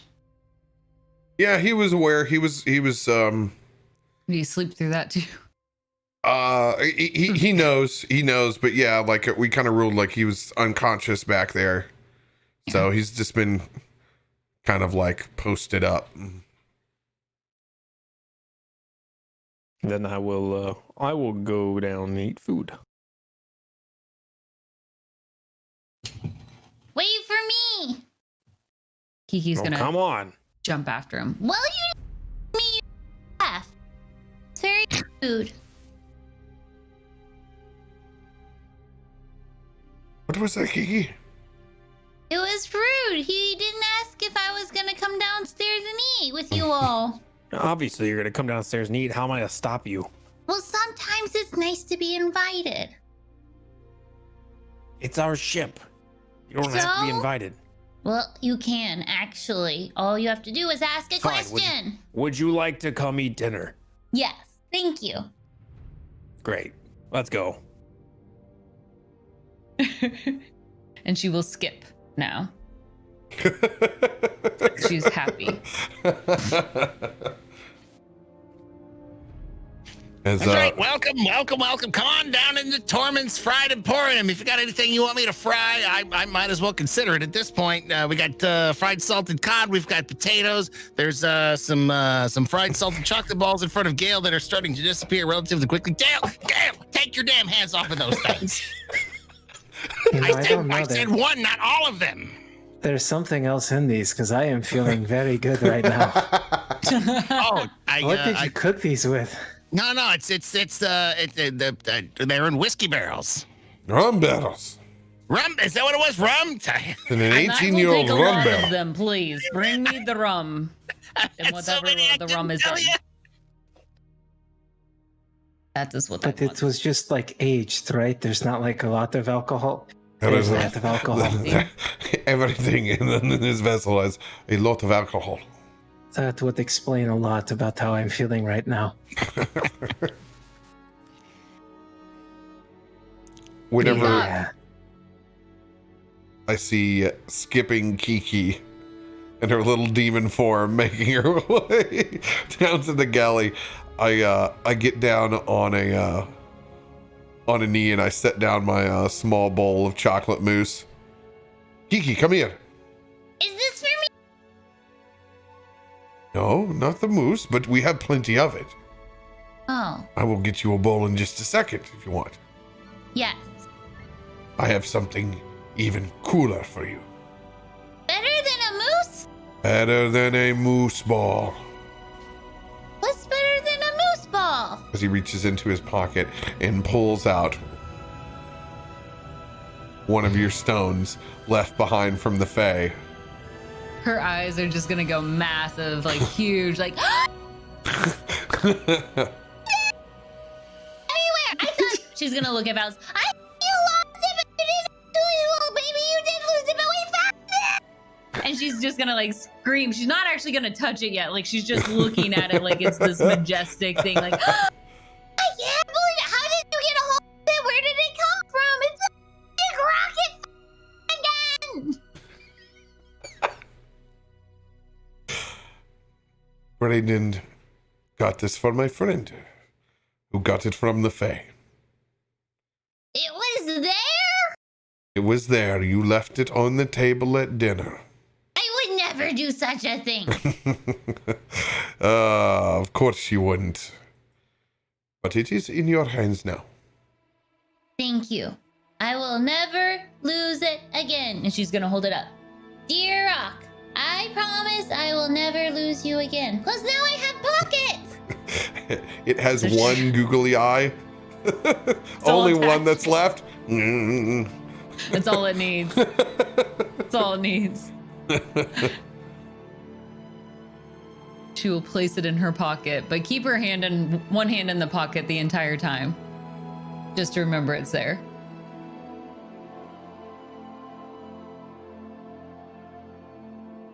Now can I have my moose ball? Absolutely. As I pick up Kiki. Thank you. To take her through the line. I'm an extra set of hands for you. Get that one. More of those over there. She's just pointing at things. I have to have some of that. At this point, you have a plate, and I also have 2 plates held for you in the other hand, like just filling up with this. What are you going to eat? Why should I even ask this yet? You can do it. I've got all stomach. There, in particular, down here, there is also a small table blanket fort, which has been set up down here with the blanket that Dante made you, sans the nefarious pieces that were quilted inside. It is your little well, you haven't been inside this thing yet. No. Is this like an actual children's table? It's like a children's table, but on the inside, it's been decorated like a little pirate's, like it's your own captain's quarters inside the blanket fort. Like there's a hammock, like your own desk. There's some like treasure over to the side. Like it's all lit up like Pirates of the Caribbean. Perfect. Please tell me like my treasures, like little wood pieces painted gold sort of thing. It's all of Kiki's arts and crafts. My little yarn projects. Yes. Perfect. The rock collection is the main treasure hoard that's inside there. Like I could just see you coming in with your pockets and like dropping all of it. I have a plane with a small face on it, yes. Which I have called Valas. So Valas can fit in the tent with me. Adorable. Kitty. The real star of the show. She's finally here. I don't know. You're waiting for her. Y'all's dog's eating carrots was pretty strong too. Which I'm still blown away that your dogs eat carrots. Oh, dogs love carrots. Yeah. They're super They eat sweet. their vegetables. Mudcat's mad because I wasn't supposed to give them food today. But you posted about it on social, so you knew this was coming. Yeah. He It's doesn't just like like my stuff. Yeah, you knew the scolding was coming. It's just I told you, don't feed those dogs when you're not supposed to feed them. It's fine. They're vegetables before they go bad. as everyone's like sitting down at the table, Gail's like, "Oh, I was going to grab. I'll be right back." And he runs off, and then he comes back, and he's got these 2 really fancy bottles of wine. Now, normally, I'm used to having, well, people serve me with these, but tonight, I wanted to bring something from my home in Neverwinter. These are extremely old vintage wine, very good, very expensive, and I just figured this would be a good occasion to share with you all. Right. And then he goes and he opens, and then he just goes and like pours everybody a glass of wine. Hell Even yes. Kiki. Thank you. You know, I like you like this. You should bring around more bottles of wine. Yeah, don't get used to it. One could hope. I really want some wine now. Yeah, me too. I've got a cabinet full What downstairs. kind of wine is it? Is this like a red, rosé? It's definitely a cab. Yeah. Hey, Gail, you haven't had these stashed since we found a stash of wine This with our is Naxos, have you? Absolutely. These are those bottles. Where the hell have you been know. keeping them? Yeah, where do you hide I your haven't bottles of seen- wine? I haven't seen you in 2 years. What are you Practically. stupid No, it thing? hasn't been that long. I don't know.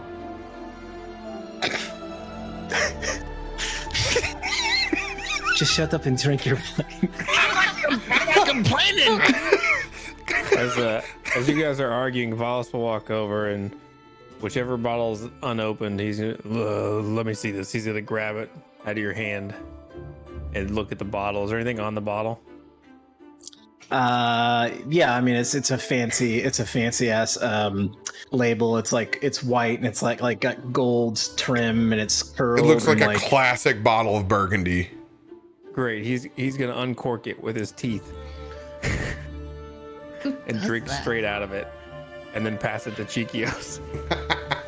I'm gonna need a survival check to make sure you don't bite that cork off. Yeah, that takes talent. It'd be like just torn off at the top, and we gotta actually get something to stab in. Auto crit uncorking alcohol bottles. I mean, Emery maybe. Valas? Dunk. Oh yeah, Cheekios accepts willingly. Thank you. Oh, it's. You see the hint of just absolute disgust and frustration from Gale. Appalled. What? You want this more formal? As he gets his mage hand out and begins to gesture around. What? It's not like it's a pandemic or anything. We don't need to worry about spreading germs here. We can pass around, whether it is this or Boone's Farm, we can pass around. We are safe here. You're on a ship. You'll drink like a sailor. Is he gonna grab it back? He's like, here, is this better? He's gonna hold his pinky out as he takes another swig out of the bottle, and then he's gonna hand it to Gale. Gale, I'm gonna apologize for my family. Apparently, none of them understand the necessary need to aerate a good red wine like that. Ormond, I'm so proud of you right now. Valas is still just handing this bottle still to Gale. It is fine. I put my hand out to grab it. Yeah, I grab it with I set the one down, I grab it, and I grab your wrist with my other hand and do shocking grasp and shock the shit out of you as I take it. But I don't say anything because I just grab it and I just shock the shit out of you. Thank you. And I just go back to what I was doing. Kiki, perception check on his shocking grasp. Oh. If you roll a 19 or 20, you will understand the principles behind it. Okay. The pinky is out when I do She this. has a +2.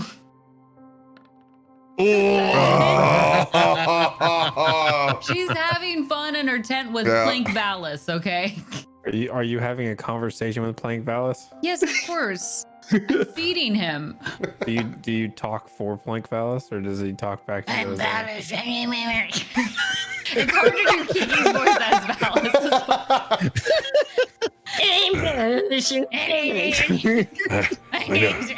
I know how you feel. Speaking softly doesn't come easy for me either. Where are the drugs, Den? Where are the drugs? Alex, would you like some more to eat? No, I don't want.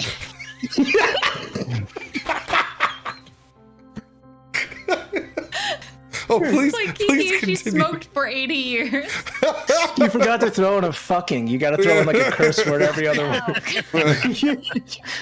No, I don't want any fucking. Yeah, you shit, fucking shit.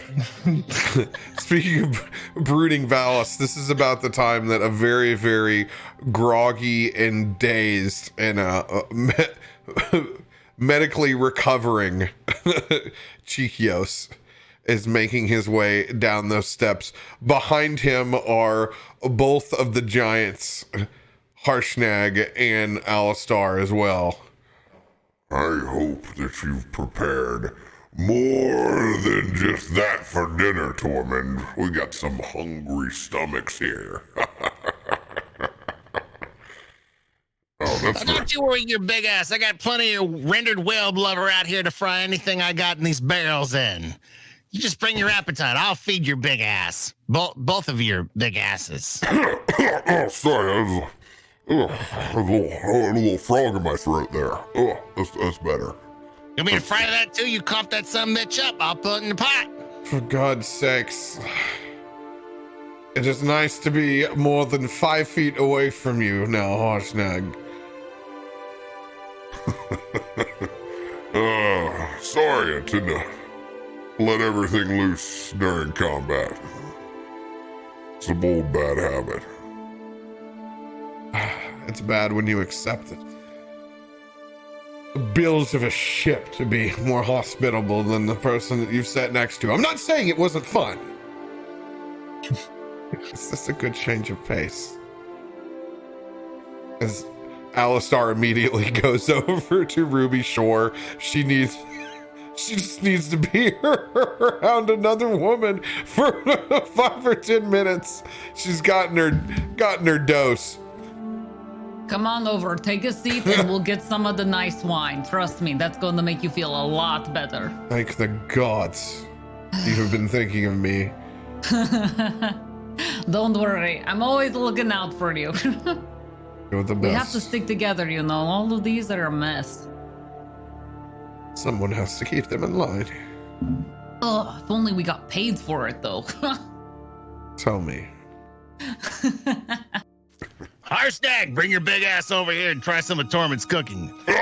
Did you count how many of those sons of bitches that you slayed? I have a number.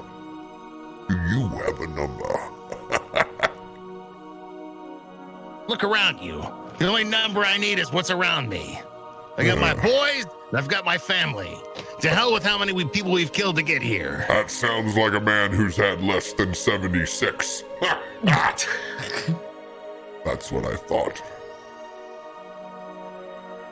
This looks delicious here. These finger foods are fantastic. As he picks up an entire bowl's worth, like the whole last basket that came out. It's hot. Never mind, damn it. That's pretty damn good. Where's the ale in the back of this? As you can see, Harshnag's like bent over just a little bit until he gets through. This vessel has been built with giants in their size, but still there's still some tight spots on this ship even for them. After Harshnag demolished that entire basket of fried salted cod, I just put on another pot of whale fat to deep fry more in, because apparently I need to step up production now, and this one pot method isn't going to work for giants.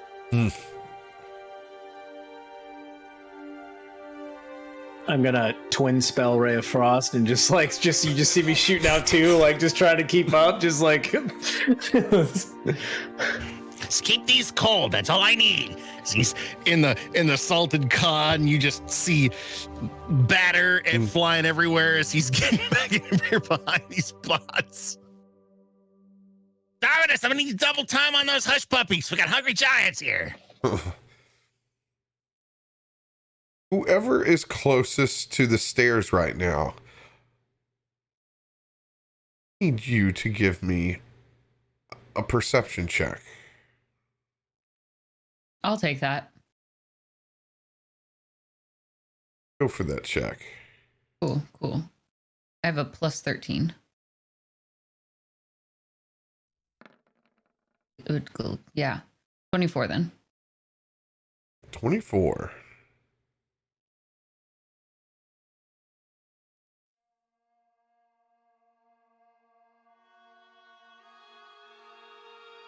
You see 2 sets of talons drop at the top of the steps.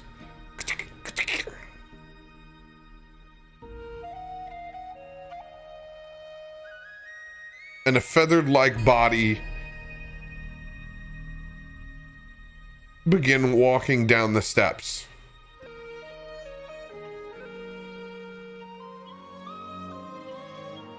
Package here! Package here! Package here for Skybreaker! Package here! I mean, yeah, that's our ship. How did what?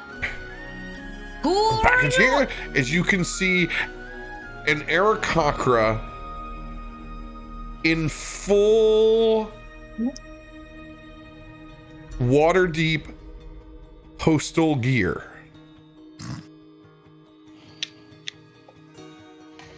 Package for delivery for the Skybreaker. I'll take it. And it's a combination of like both US Postal and UPS. It's the Browns. He's got the Browns on with the summer short shorts, but he's also got the US Postal side satchel and the safari hat. Okay, that's cool. That's respectable. I just lean over to Tormund. Thank goodness we didn't cook the bird. I don't know. We still might cook him. I mean, have you seen how much these giants eat? I don't know if we got enough salt and God. That's just run low. Anyone here to sign for the Skybreaker? Yes, I'll do it. Come here. He comes down the steps and produces the paperwork. He pulls out a small set of spectacles when he does so. Need you to sign right here, down at the bottom. Posting and handling has already been taken care of by Sir Lord Roaringhorn himself. Oh, great. Okay, fine. I'm gonna scribble something on there. I don't know if it's her name or not. She's just trying. You're just that will do. That will do. And 1 second. He goes back up to the deck. First couple of boxes he brings down. You can see a familiar ink stamp on the side of those wax boxes. As you can see, there are 4 or 5 boxes just from the Glaze Maze. Oh, yes. Woo! Yeah, that's what I'm talking about. So you guys have a array of all the cupcakes and of both lemon and the massive cinnamon buns that were there as well. There's actually some of the Bavarian cream horns that were always sold out whenever you guys would show up. Those are packed inside there too. Some sourdough and kind of a 50-50 of regular sourdough and regular glazed. Fresh. These are all actually made this morning. Oh my God, I'm so hungry right now. Yeah, dude. Like, give me some cupcakes up in this bitch. Like, come on. There's a set of blueberry muffins that are in there that are so fresh, you in doubt would slap your grandma. Comes back down, rolling an entire barrel. As it makes its way down, as you also have a fresh hazy IPA of higher plane quality. Oh, fresh from the Haze Maze across the street.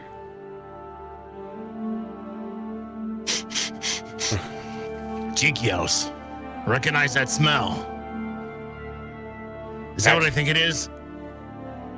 Mosaic. Citra. Oh, that's from your spot, isn't it? Maybe even some amaretto. Go. Let us go. We immediately go to work, getting it set up. It is a foot race for that barrel. And it is delicious Voodoo Ranger, higher plane, in all of its imperial glory. Question. Is anyone lacking any items on their sheet that they have not received yet? I'm missing an E. Because there's a lot of E's. You can choose which character, but I do get an E. You get to choose. Oh. I have a Z as well. Can't afford it. Can't afford it. All right. We'll go and get that item E for you, Mr. Faust.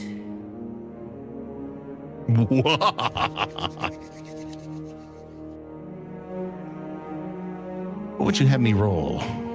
D100. Let's see.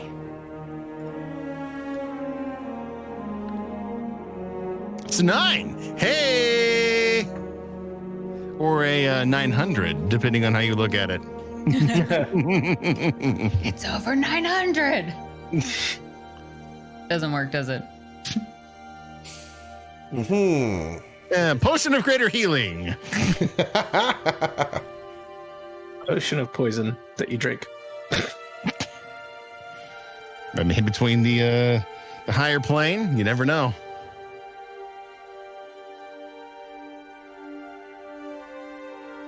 I need you to roll a 1d10.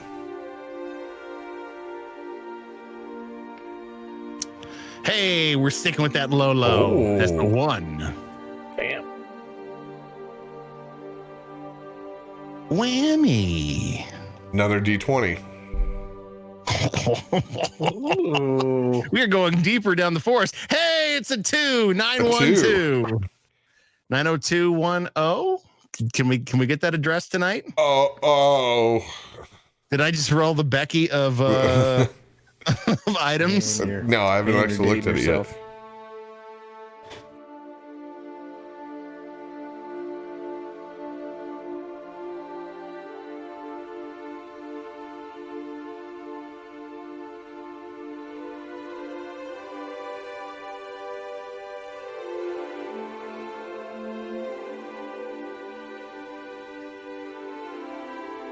Very interesting. There's a spell scroll that you pull out. It is an 8th level spell scroll. It is an 8th level druid spell called Animal Shapes. Ooh, Your magic really? turns others into beasts. Choose any number of willing creatures that you see within range. Any number? Any number.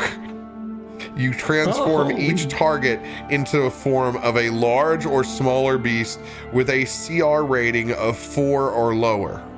On subsequent turns, you can use your action to transform affected creatures into new forms.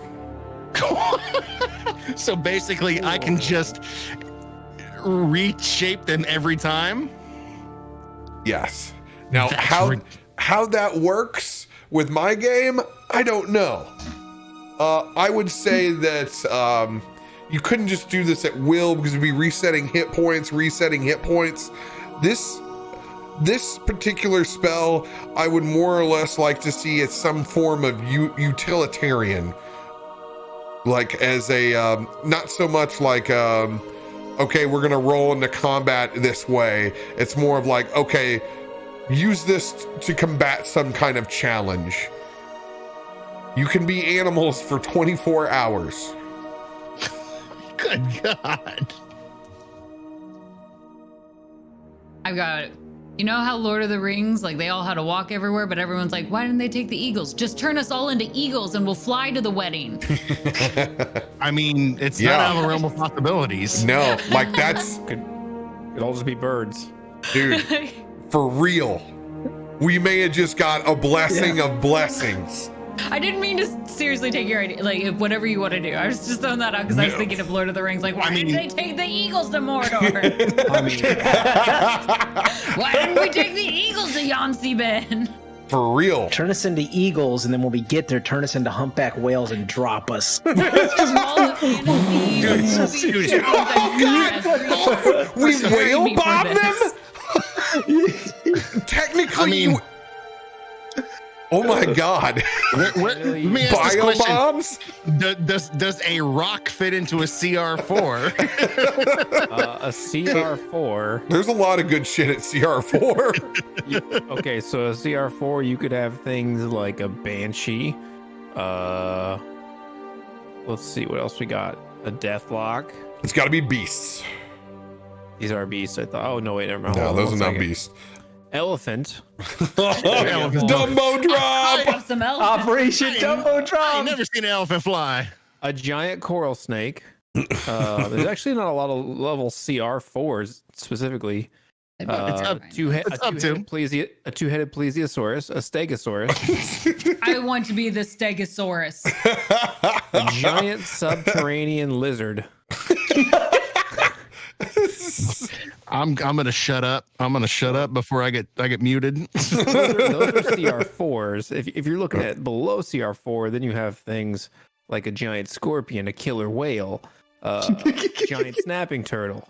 What? Okay, how is a killer whale and a snapping turtle at the same level? A giant snapping turtle. Giant Oh, snapping okay. turtle. This thing is massive. It's huge. And then huge. It's huge. Elks, It's like, hold giant up here. boars, queen spiders, polar Who's bears, got the next etc. item E? All of us, I think. I'll take one for Ruby. Kiki has some cool stuff already. Go ahead and Rizzy roll. Was that 100?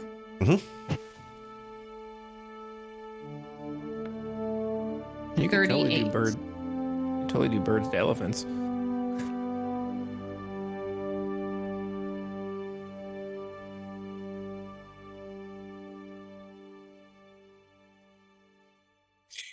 Like it.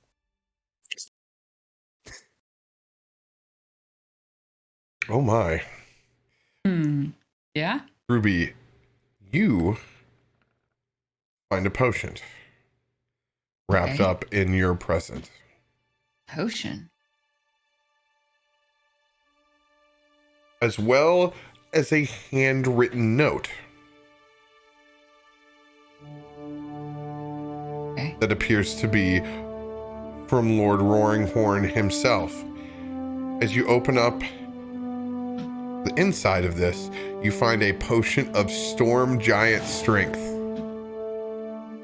This changes your strength score to a 29 for an hour. What? Nice. Okay. I just. So it's. Wait, 20. Like it's just a plus 29?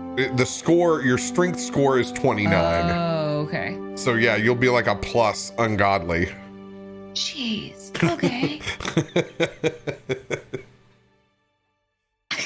Plus 9. Yeah. Okay, plus 9. That's good to know. That's awesome. That'll be for an hour when you Yeah. drink it. Yeah. You want to throw rocks? We're gonna throw rocks. Gil. I will roll.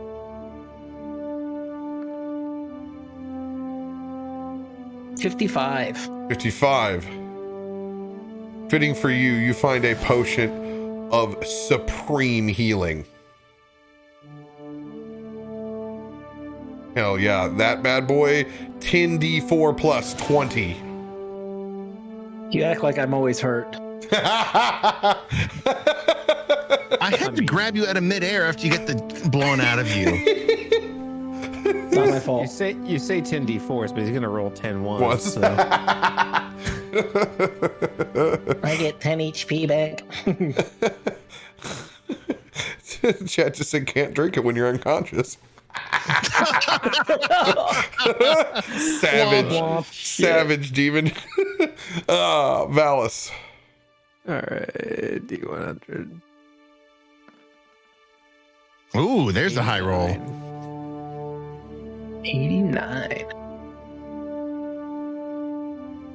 I need you to roll odds or evens. Do I have to call it? Odds. Hold it too. The fuck is this? Obviously. Of course. Challenge. Easy.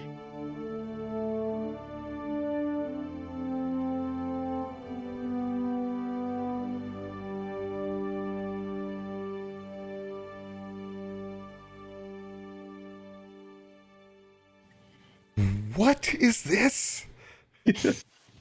I almost want you to read it aloud so that I can try and process it while you do, because it sounds that good. I feel like this always happens when I roll on the table. I mean, we're on episode 89. You rolled an 89. So, I mean, it's... Oh, yeah, it's fate. You look at something that you haven't seen in this kind of ornate bag since you looked at the pouch of beans. This is a gray bag of tricks. This ordinary bag made from gray rust or tan cloth appears empty, but when you reach inside, it reveals the presence of small fuzzy objects.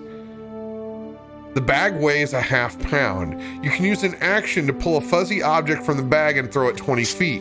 When the object lands, it transforms into a creature you determine by rolling a d8 and consulting the following table. Oh my god.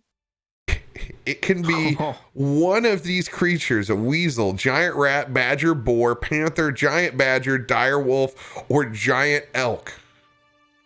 Creature is friendly to you and your companions and acts on your turn.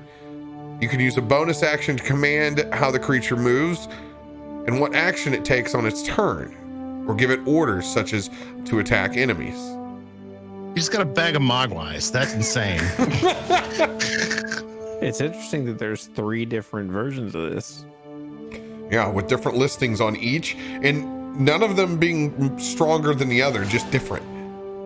Yeah, it's just different. Interesting. That's crazy. I don't think I've even seen I've never heard of Bag of Tricks. That's a new one for me. Me neither. Guess I'll be throwing my fuzzy balls around in the middle of combat. It looks like the little tanukis. Looks like Kiki's fucking tanuki. Or no, that's not Kiki's. It's a whole different campaign. Fuck. What happens if I just dump the bag upside down?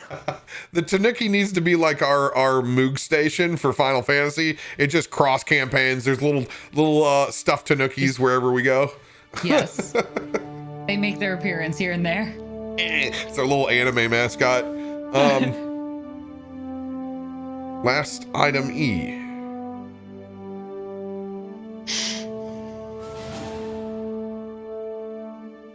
We knock out everybody's from the treasure table. Yep.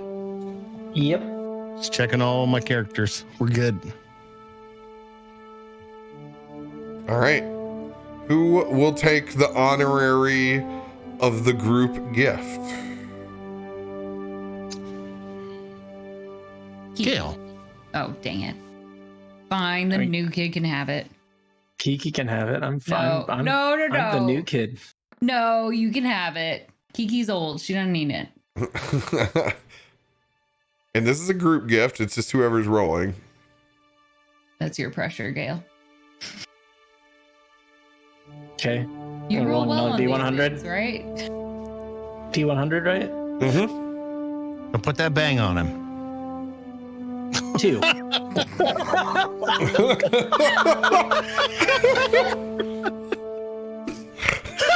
God. 98 other flavors. And you choose this one. I just really like vanilla, it's just plain, it's good, Wow. I have all the faith that you're going to come in with that big roll every time. Look, it's not the size of the roll, it's how you use it. No, it's definitely the size. Yeah, this table is definitely the size. It's most definitely the size. This is the good news, though. Thanks to your meme, this item has already out there, so you must re-roll.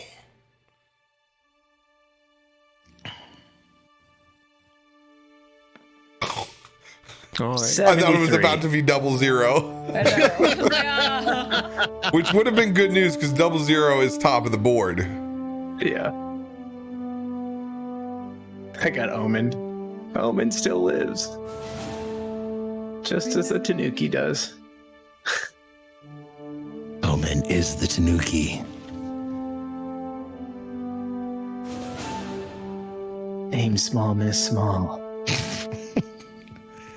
feel like this should be on a bathroom somewhere.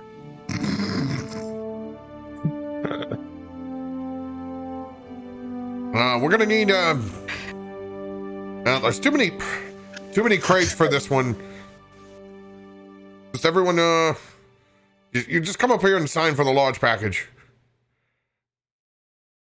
Gail, as you go upstairs, you can see at this point just how many of these Aarakocra it took to get everything this way. and there are 2 pallet stacks.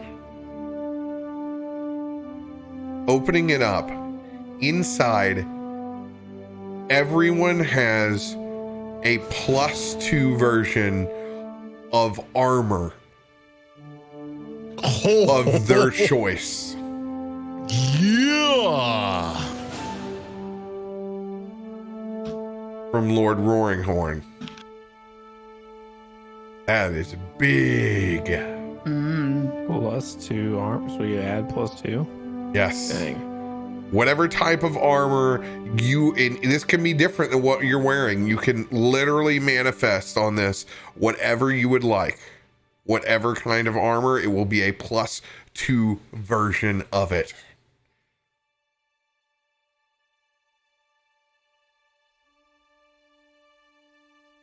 Any kind of +2 armor. Any kind. Whoa. Okay. That's a big.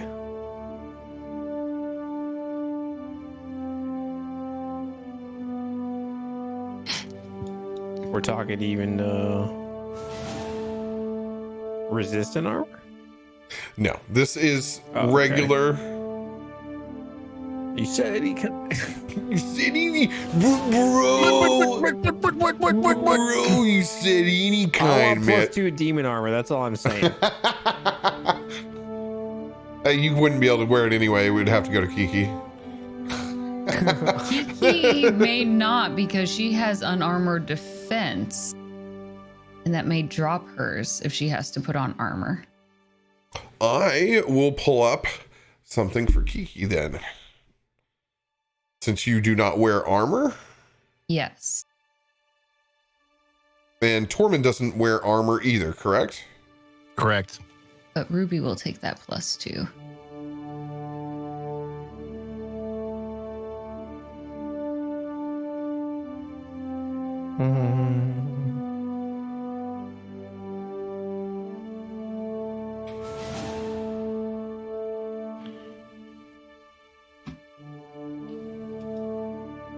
I'm going to find. There they are. Bracers of defense. You will be able to put those 2 on yours. So Kiki will get a bracers of defense, and so will you, Tormund. That will give you the +2 to your AC. Awesome. And it does Hey, not thank you. use up armor. So yeah, you could however cool these braces are, you can make them look like however you want. Gil kind of like Congratulations, looks at the armor and it's just like looks down at his specific plate armor that he's wearing with the intricate design and the connection he has with it. Just kind of is struggling because he doesn't really want to like. Oh, okay. Well, reflavor yours. Reflavor an additional piece to yours. Make it a helmet. Make it something else that adds on to that set. I was getting there. Oh, my bad. I thought you were. Yes. I thought you were So having to good. swap it out. I wanted to catch you like, no, you don't have to do that. Okay. Yeah. No, I was getting there.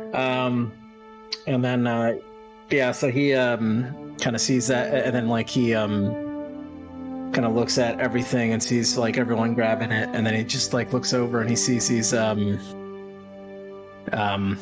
bracers. Ironically enough, was what I was going for. But they're kind of like ornate, and it's got like the green underplate, and it's got gold top plating. And it's got like this like arcane engraving, and you can see the teardrop with the lightning bolt in it. And he just kind of like cocks his head a little bit, kind of dumbfounded by the accuracy and the fact that this specific gauntlet, these bracers are sitting here. And he picks it up. And he's like looking at it, then he peeks in the back and he just can see the small inscription, Luther's Luxuries. He just gives a smirk. That's motherfucker. And he just picks him up, puts him on.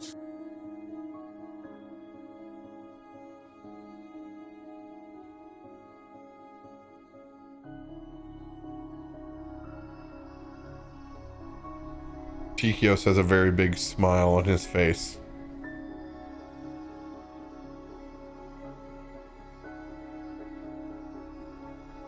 I knew he would come through. Oh god, I gotta roll for Cheekios.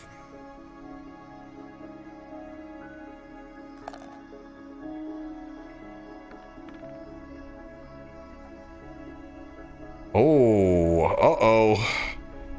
We got one more level of weird coming. I love weird.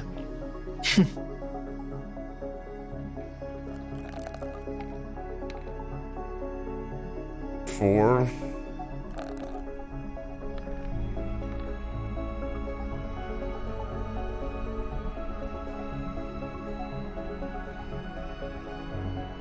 That will be 1, 2, 3. Oh, hello.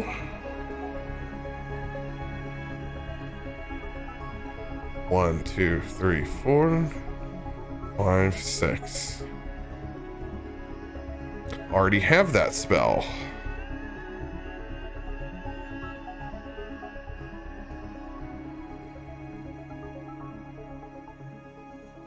Let's try again.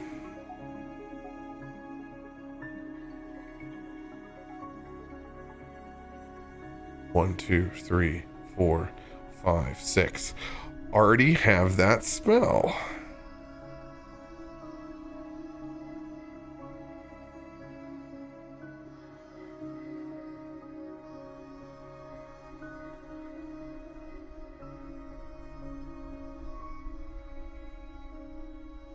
Got all the spells. Roll.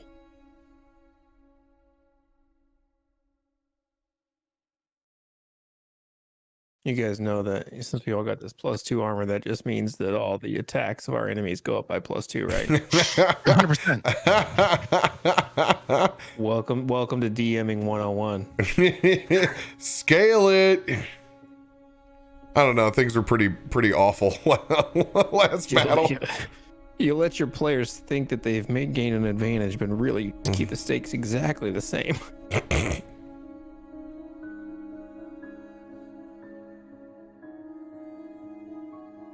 Wow. Cheekios unrolls a scroll. You cause a temple to shimmer into existence. It must fit within that unoccupied space, but the temple remains until the spell ends for 24 hours. It's dedicated to whatever god, pantheon, or philosophy is represented by the holy symbol that's used to cast it. You make all decisions about the temple's appearance, interior, all of it.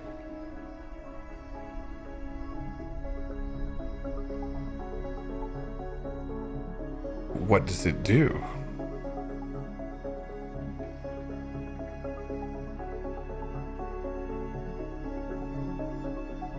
Interesting. He's just gonna fold that spell scroll up and put it into his pocket.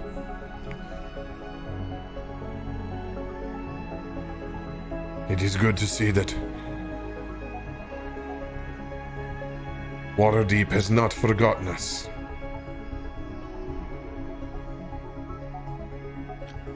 Considering how we left things with Roaring Horn, you're not the only one who's surprised.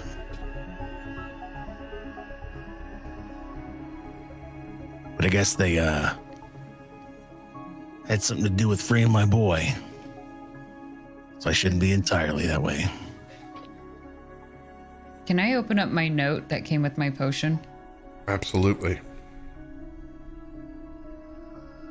Just kind of in front of everyone. I'm just going to open it up. Read it out loud.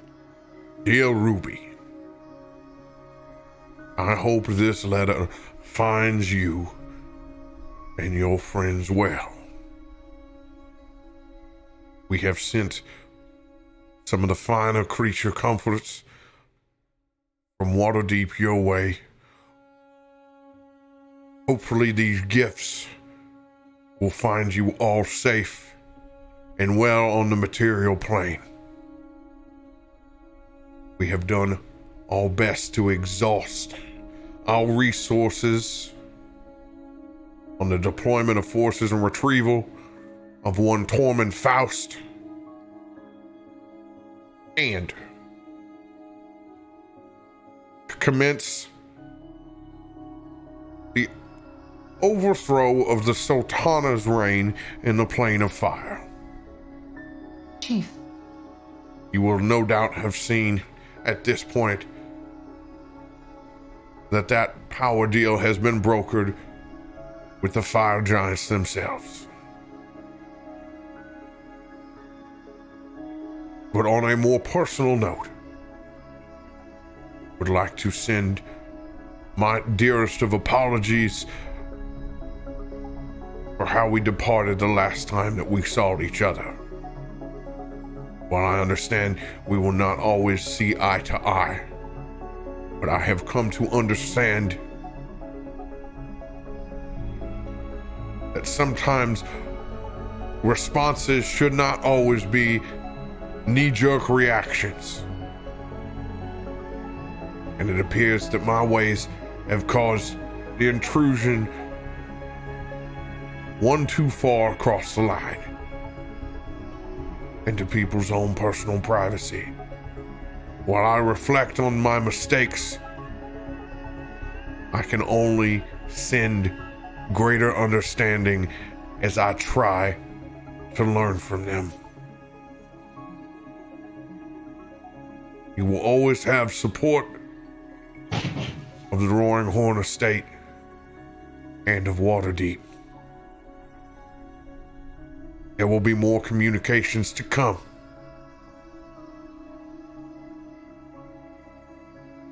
Best regards, Lord Roaringhorn. Oh. Honestly, I didn't see that coming.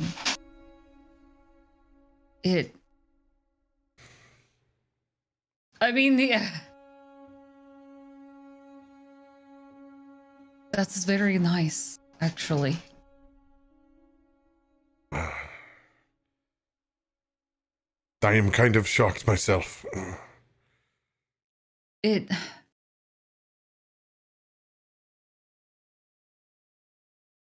respect him for it. Yes. I respect him greatly for this.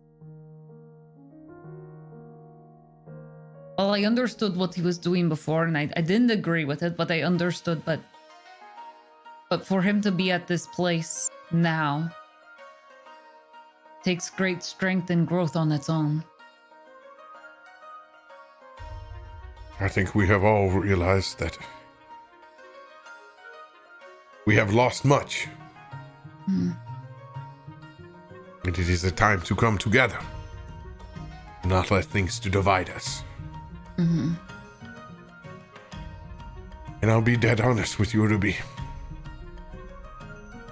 With the cakes that he sent, it could have also been a half-assed apology for me at this point. Yes, he takes, these are phenomenal. He does know how to make an influence. We'll accept it all, right? All of it together works really well. Coming back downstairs is the same Aarakocra, but no longer in postal gear, but in full armaments. Are you ready for the regiments to attach to the Skybreaker as well? Yeah, go for it. I guess we get the whole army with this too? The hell is he talking about? I don't know, just agree to it. It sounded like cool battle stuff. What?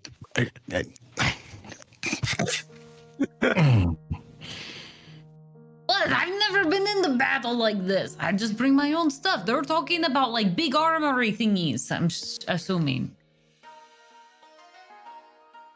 Oh, Ruby. You're going to say no? Absolutely not. See? And it's fine.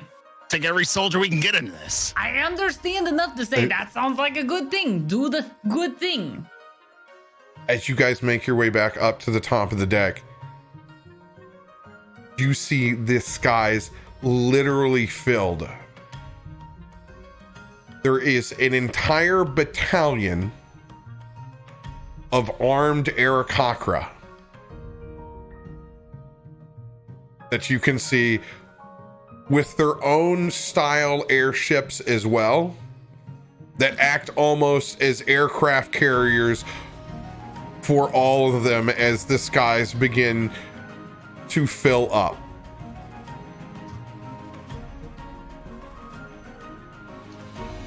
Inside that last box, another large note from Lord Roaringhorn.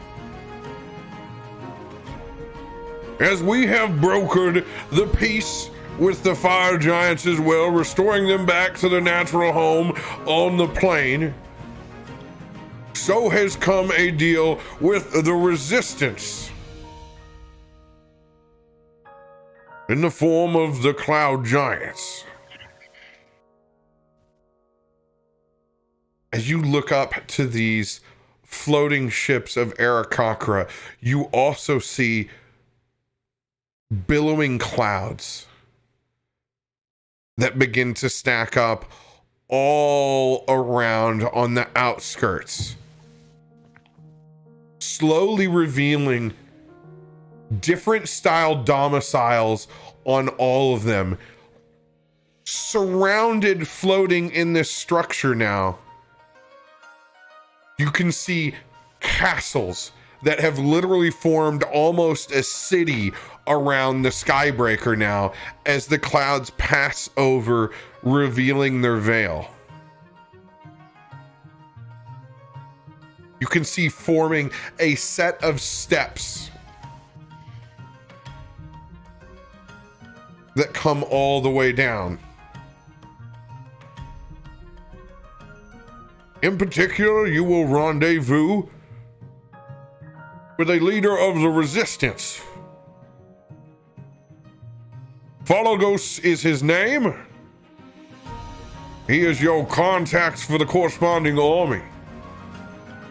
They have a stake to return their reign of the sky. All of these members of the Giants Alliance have pledged their faith and due diligence to hold up the ordinary. To once again continue a long-lasting peace on this realm.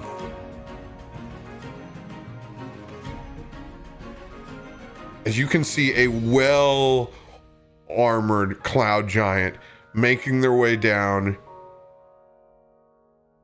the set of cloud steps.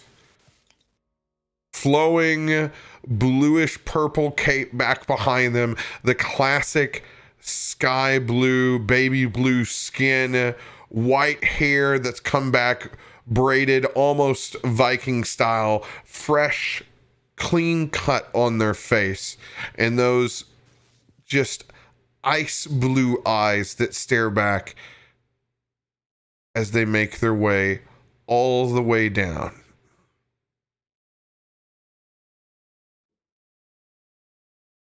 Salutations, my friends. I am Fologos.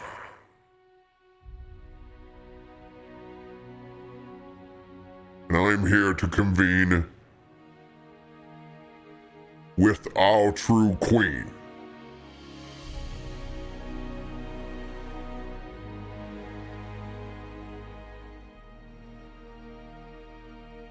Is Queen Alistar here?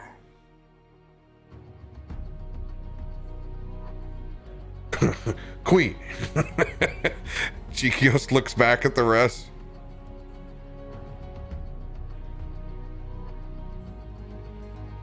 Alistar is the sole survivor of a reigning family.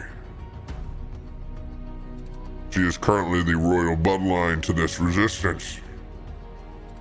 Is she here? Say she's the queen. Yes.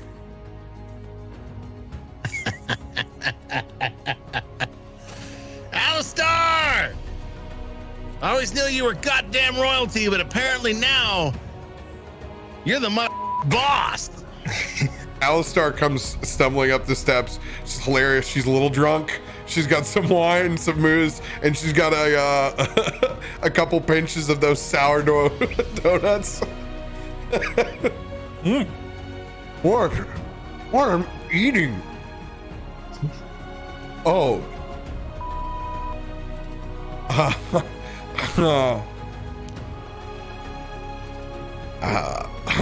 Hello?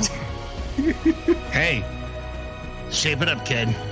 You're the Mythwick here. You're the motherfucker charge. As Folagos takes a knee.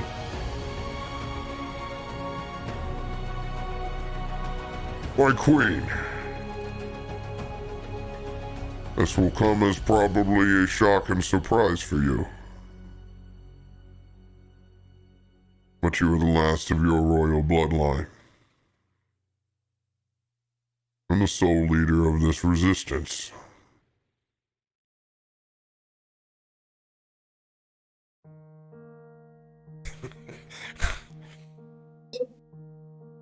I'm not quite sure how to take this. She finishes off the donut, kind of like wipes herself off, like her hardcore Fey tomboy is showing completely here. Like she kind of like fixes her messy buns just a little bit. Gil just kind of like waves his hand and prestidigitation, just like cleans up like some of the. He just kind of like quickly just slide a hand, just like Just looks over to gives a she's nod. like, thank you. I am He knows all about needing to be pampered. drunk right now.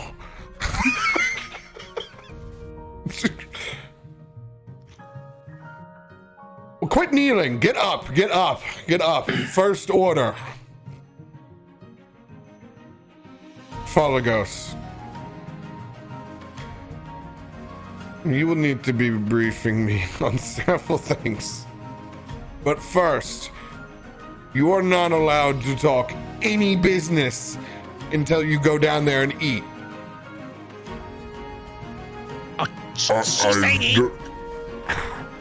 I need. Queen's orders, you need to get a glass of wine and go eat. Then we can discuss. Tormen's eyes are this big around right now. Third pot goes on. Yes, my queen. Harshnag's over in the corner. This is absolutely fucking fantastic. There's nothing like seeing a full-blown giant get ordered around. Gil, get to work on freezing some more of that shit up. I need you to grab another pot out of the goddamn barrel. I gotta get to work on this golden god. I need some more flour. He's turned into the 8-armed man behind the pots. We're fighting our own battle in the kitchen. 100%. He's also put on, since it's multiple burners on this stove, he's put on a pot of boiling water. He's about to get Alistair some coffee. With you guys slaving over the stove now trying to feed giants, the runes light up and you can see the image of Braden Barley. Oh, I just found out! The cloud giants are heading your way! Why is everybody ahead of everything that I'm trying to do? Brandon, all I need you to do is refill the Shanti basket. I'm running low.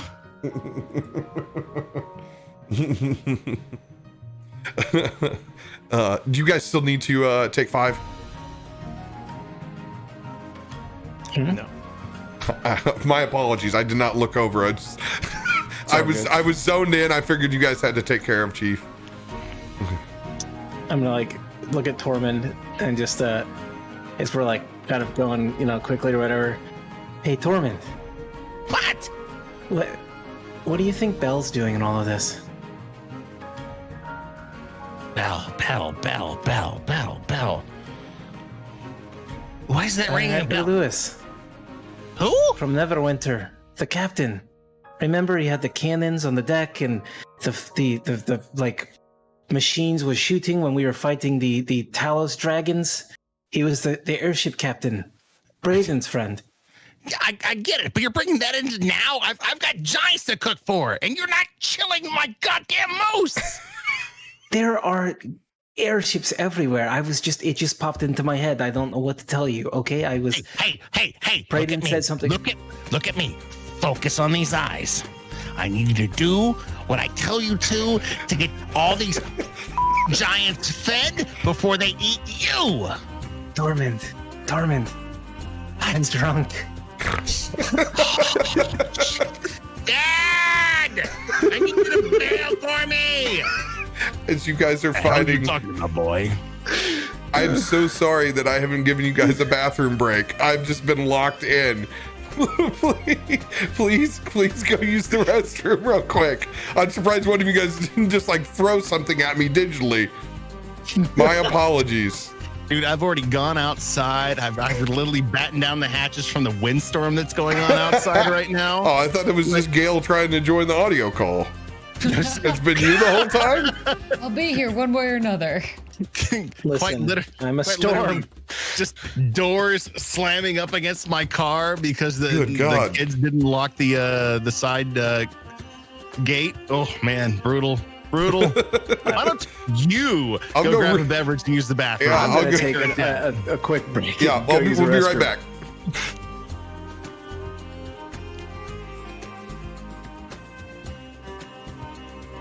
Oh, of course they all leave me. Fine, that's fine. I'm all right. Oh my God, poor Tormund, man. That guy is literally chef's masterpiece to try and cook for everybody and turns into this. Hey, whoa, this is what we're gonna do. Absolute chaos and mayhem. Now you're cooking for giants.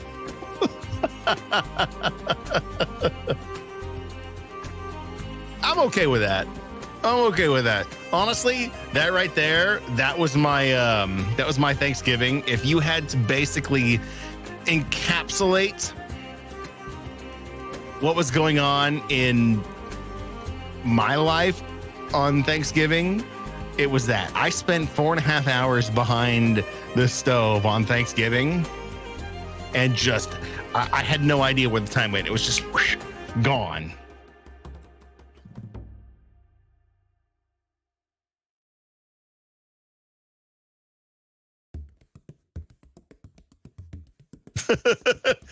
Oh, are we finally back? Let's go. All right.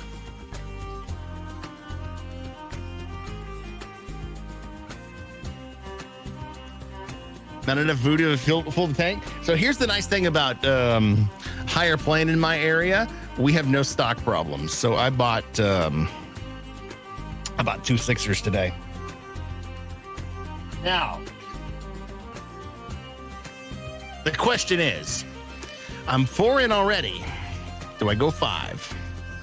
Because it's a declining balance. See, if I have another one tonight, then that's gonna take one away from Tormund's quest tomorrow night. The good news is I've already got a bottle of mead for Viking D&D. So I mean, realistically, we could probably drink that whole 6-pack tonight. How I'd feel tomorrow morning is the question, because as adept to high alcohol beers as I am, this is an Imperial Hazy IPA that clocks in at 8.5%.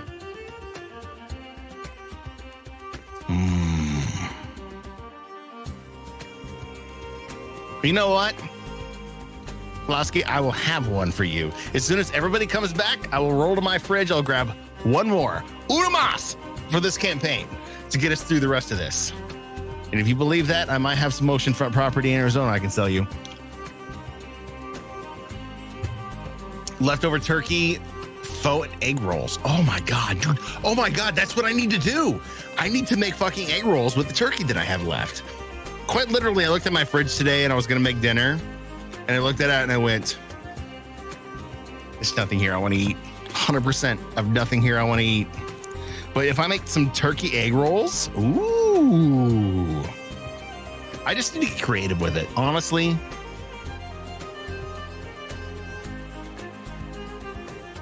This would be good. No, you know what? I actually have what I need to make egg rolls. So I can do turkey egg rolls tomorrow. And I bet you I could even make some bacon. And if I wanted to go over the top, I could probably get one more box of Mrs. Cubbins and stuffing and do like a turkey stuffing egg roll tomorrow for dinner. Ooh, oh yeah. Let's go, Night Tide. Oh, with that resub. All right, you guys have the con? So hungry. Well, I mean, this is truly the merging of Game of Saving Throws and Torment's Quest right now. Yeah. Since we started cooking, it's like, oh, wait, hold on. I got to bring all my favorite things into this campaign. For sure. Because we all know that Histor can't cook for shit. Gail's learning. Yes, I made you sous chef so quick. It's like, oh wait, hold on. I need frozen balls of chocolate mousse. I'm gonna put you to work. Someone has to do it. Oh, Night Tide coming in with a raiding party. Hey. Welcome. Pew, pew, pew, pew, pew, pew, pew, pew. Welcome, Raiders. I don't know anything about Raiders of the Lost Ark, 'cause I love that movie. Don't look. Don't look. Don't look. Turkey, Devonshire, turkey and cheddar cheese with sauce with bacon. Okay. All right. I'm going to grab. Stop. All right. Stop. Chat, All of you in chat. No more. Chad dared me for a 5th Voodoo Ranger. I'm going to go grab that as Captain is back in the studio. I'll be right back. I can't do it anymore. I mean, don't they come in 6-packs? Why not just finish the whole thing? I love it. I did buy Challenge 'em. 2. I have to save some for tomorrow night. So he's gonna drink 7 tomorrow night. Hell yeah. Oh, okay, yeah, makes sense. Excuse me, I need something to counteract the mead for Friday, too. Don't forget that. True. Do you have a lav mic right now, or are you got a handheld? Come on, bro. I got a handheld. You know this. Okay, I'm just asking. Where is that voice coming from? He's just walking around his his house like a wedding DJ. Yeah. The nice thing about being in the garage is I don't have to go far. Yeah. Yeah, I ate like so early today. I'm like so hungry right now, but I'm like, yeah, let's hear it for the bride and groom. Next up, we're gonna hear from the best man, Todd. Listen, I've given that speech once before and I crushed it. All right. Oh yeah, Crushed it. everyone always thinks they crushed it. Yeah. Well, when everyone came up to me afterwards and said how great it was, and they were laughing the whole time, that means I crushed it. They were laughing at you. Rude. You're so mean to me. Normally it's Becca that's mean to me. Now it's you. I haven't even begun to be mean to you. You just wait. We don't know each other well enough yet. Soon, my friend, soon. You're gonna regret saying that. Do I need to separate you two, really? Already? I mean, I was gone for 45 Look, seconds. I was really debating about sending him like 50 Jack in the Box tacos, but now I'm not sure. Now I'm not sure. 50. I said 100. You know what? Don't send. Could you imagine what he would do if 100 Jack in the Box tacos showed up at his house? I mean, He'd be gone. Sounds amazing. he was Taco just sounds so bitching good right now. about McRibs coming back and him being on keto.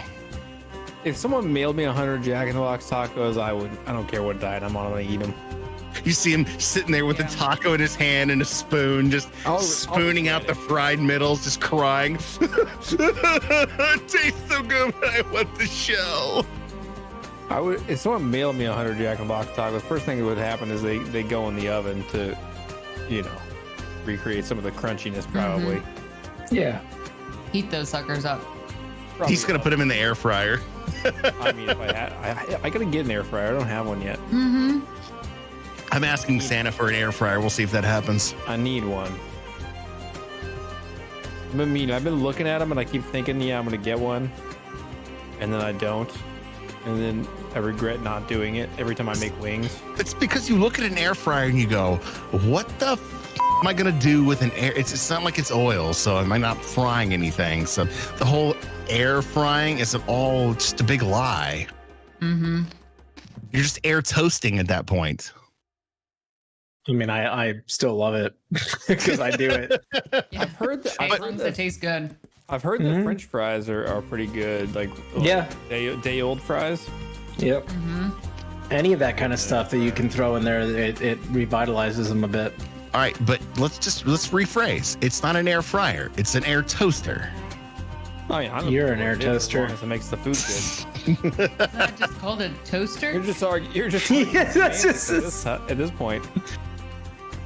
Listen, all English words are just made up sounds that we have attributed meaning to. So, Oh boy, here we go. whatever.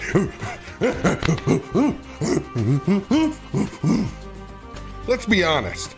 The language they gave the Tuscan Raiders. Number 2 McDouble with a large fry and a Dr. Pepper. Would you like to agree with that? The language the Tuscan Raiders got is more advanced than ours in Mandalorian. Ooh. I don't know. You got certain people that show's got writing, so you know we'll talk about that. McDonald's.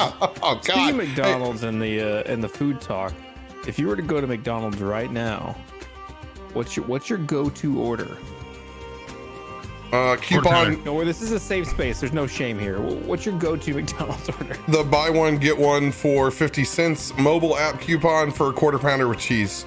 And if I'm feeling like I don't want extra bread, you get one side of 10 nuggets on it instead of the second quarter pounder with cheese. Fucking professional over here. I can't argue with that. It's done. Stamp of approval.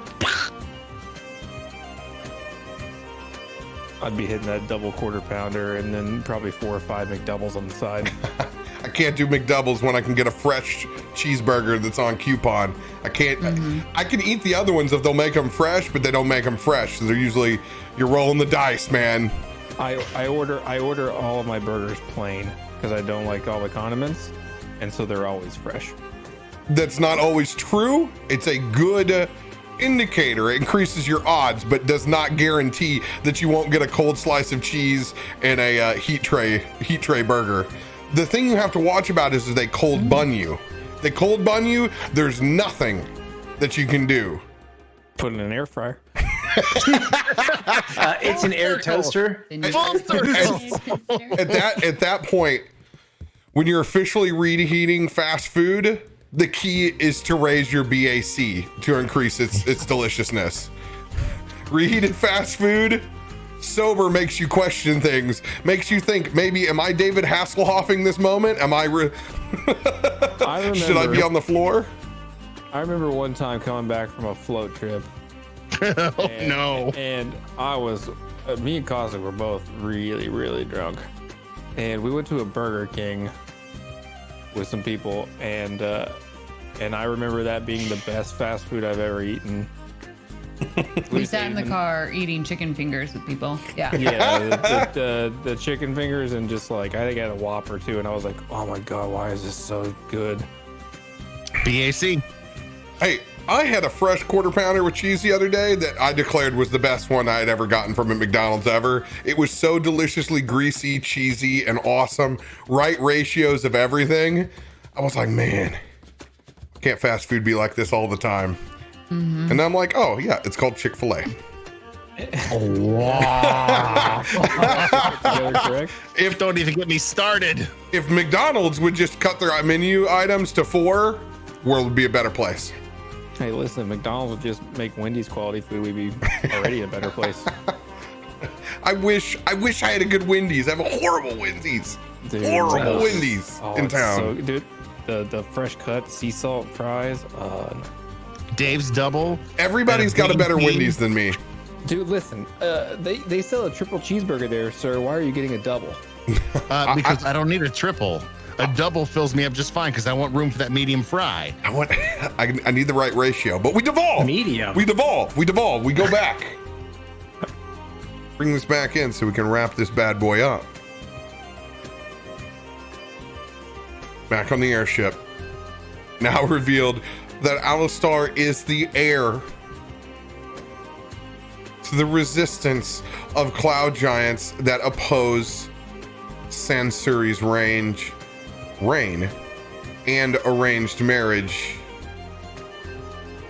to Yansi Ben. As you guys stare out now at just a literal army before you of what you thought just seconds ago was more than likely going to be an incredibly risky stealth mission. This certainly changes the odds, doesn't it?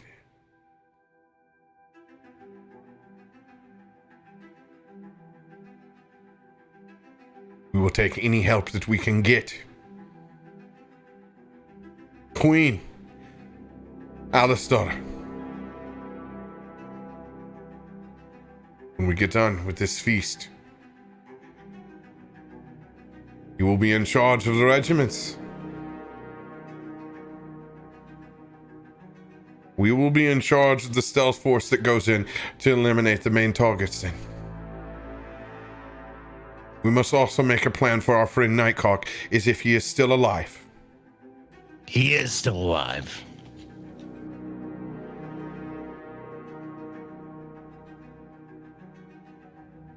I guarantee he's still alive.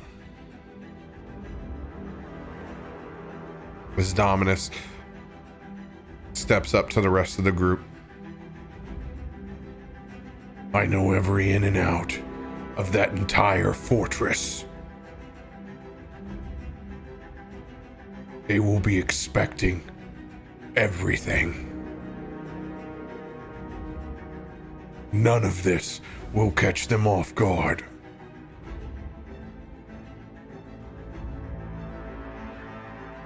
Except for this.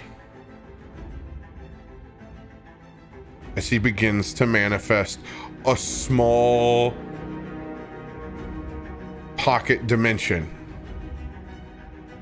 with glaive in one hand, you begin to see its radiance for the first time in what feels like years as he manifests Windvane in his other hand. He doesn't know.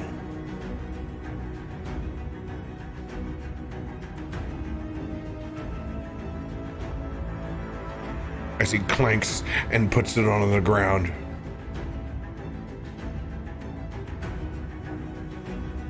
What he knows of my nature,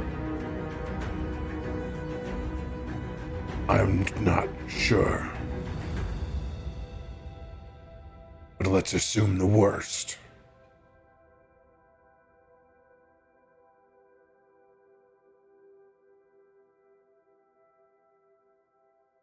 If he knows everything,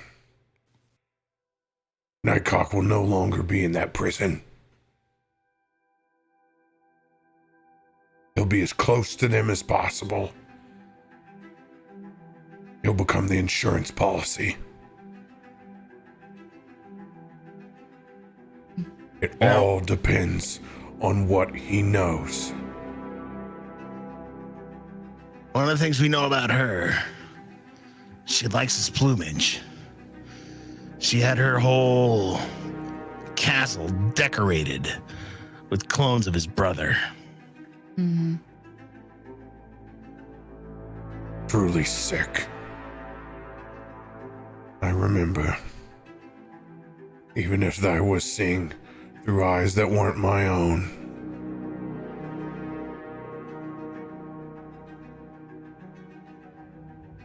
Still, this is what he traded for that life.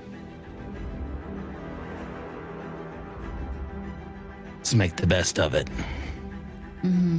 It How do we sounds use like we need to send out an auxiliary force. We need to find out what he knows.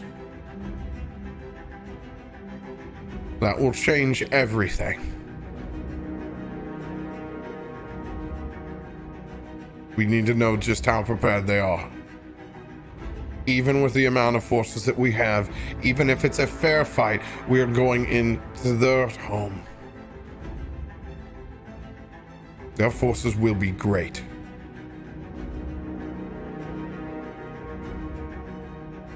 Need the best scouts? You've got at your command, Alistar.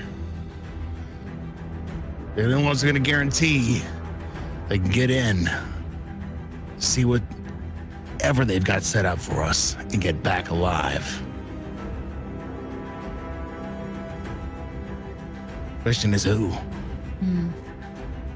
I can tell you who.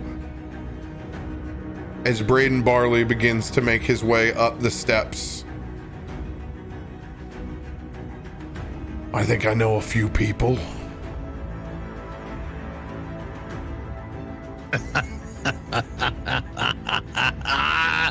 Dang, come on. As he goes over straight to Tormund and gives him a big hug. Get off the damn stove, boy. You can see Folagos is over there. He is just stuffed. You've continued to force feed. Tormund This hand to the queen. basically throws two very weary arms around him and just, please take it over. I've been manning this hot grill for I don't know how long. I've spent less time in the city of brass than I spent over this. I'm glad they put you to work on your homecoming party. I wouldn't have it any other way, but I need a break. Keep it cooking. Gale is freezing the moose for me. Just use this dough here. Yeah, that's the batter for the fish. I'm gonna sit down as he slowly lifts pushes his you away. weary body over and he slumps down by the empty barrels of fish that he'd been working so hard to get empty. And he just closes his eyes and starts to drift off. It doesn't take him long to fall asleep. He's got enough Histor Faust in him to just pass out when he's done.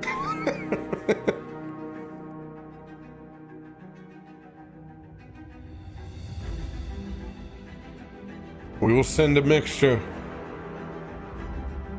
of Braden's forces and the Aarakocra.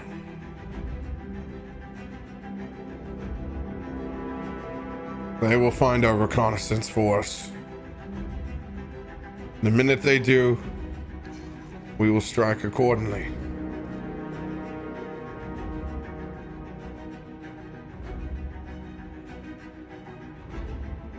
As I said, this crew can find out. They saved my life.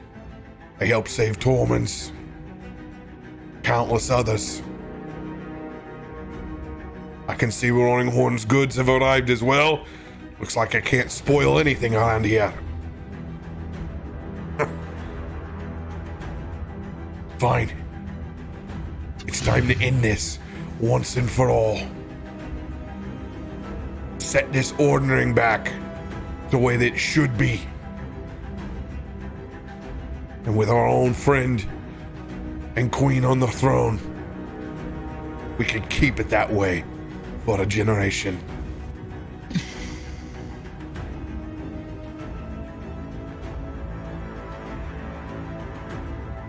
Generation or more. Why not? Good enough for me. As Histor lifts his expensive wine glass. To the queen on the throne. To the queen. The queen. Alistar. To the queen. Don't start this shit already. This is a bit much. This is all a bit much. Hey, look at me. Get used to the nobility, kid. From the moment I snatched you from that nursery, I knew you were destined for great things. That is why I didn't want anything bad to happen to you. She leans over and looks to the rest of the group. And thank the gods I'm one of the few kids that survived Histor Faust's grasp. And she realizes her very drunk joke falls flat. No. Ruby's just gonna sip her drink like, ah. Cheekios actually is the only one that's like, Gale chuckles because he's drunk. He's just like,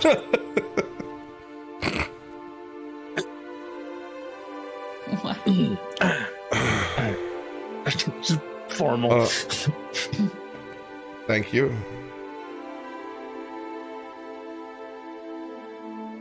She leans over to Cheekios.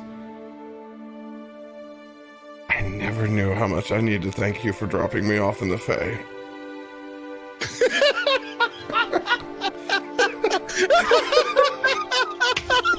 That was the biggest insult of all! Cheekios is dying. Just dying right now. So you can tell Sarang. Oh.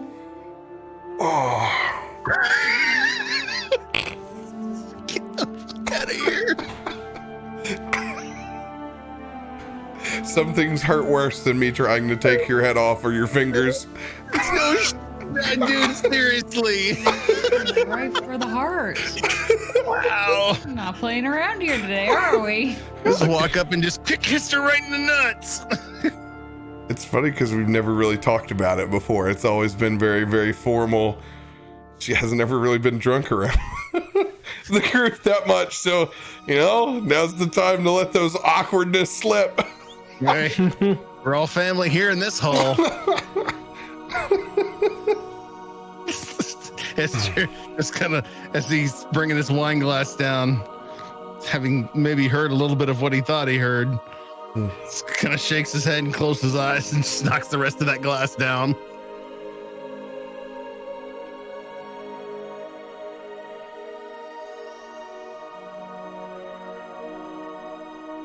I volunteer. Send me with a reconnaissance party.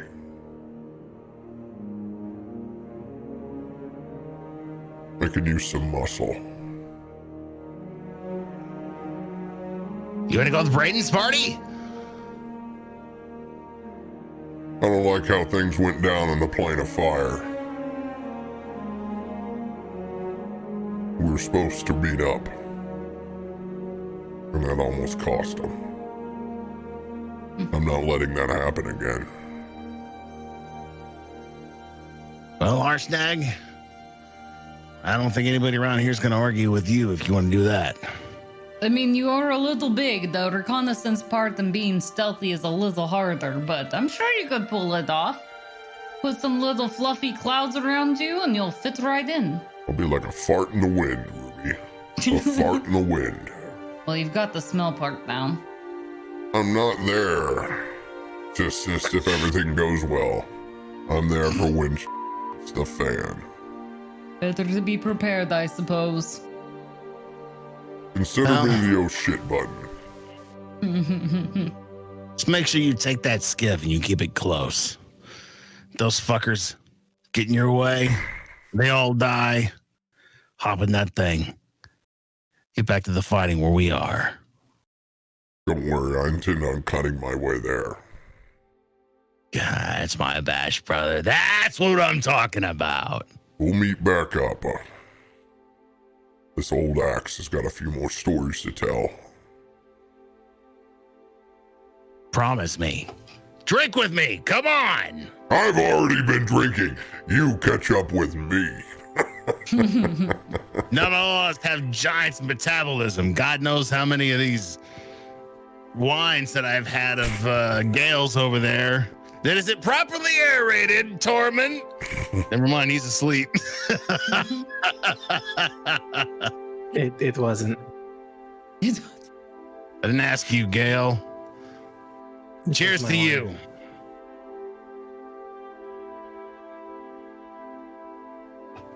Dante. I also will go.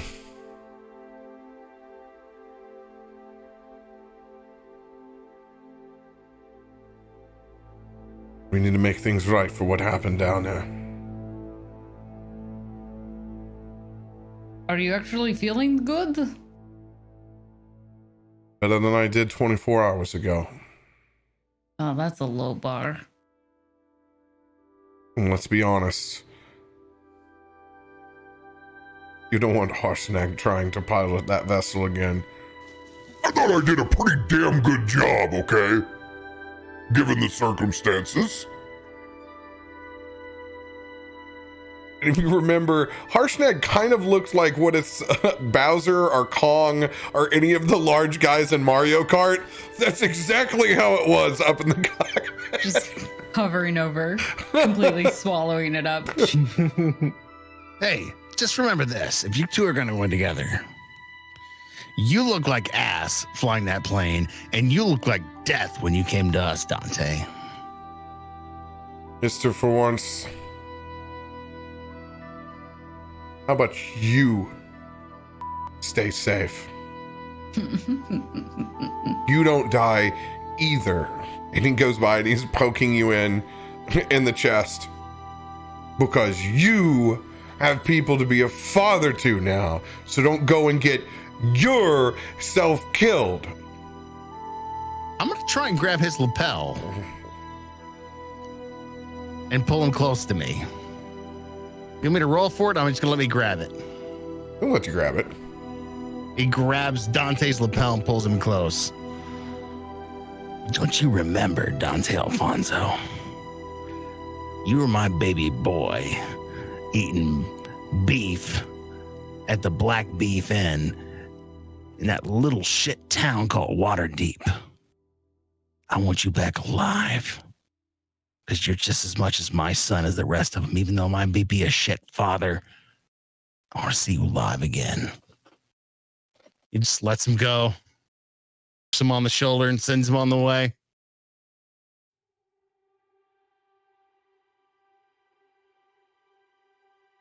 Take care of yourself, Histor. Don't die, Dante.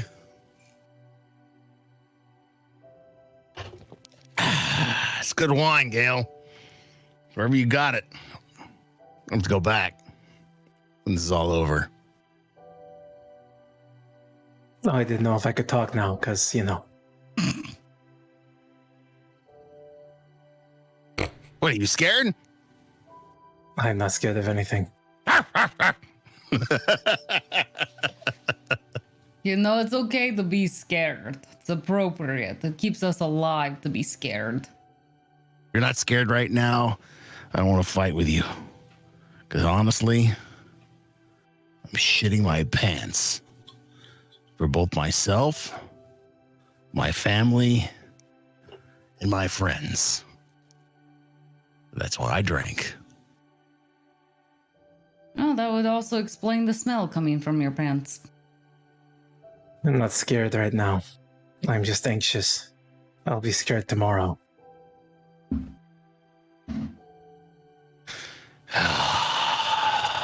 Gale, that's what it takes. Think of the thing you most care for in this world, and imagine losing it now. As if we don't get a chance to do everything we planned for. Being on the battlefield, moment to moment. You're afraid of what you'll lose now, not of what you might lose tomorrow. We're sitting here drinking wine, eating some of Tormund's goodies.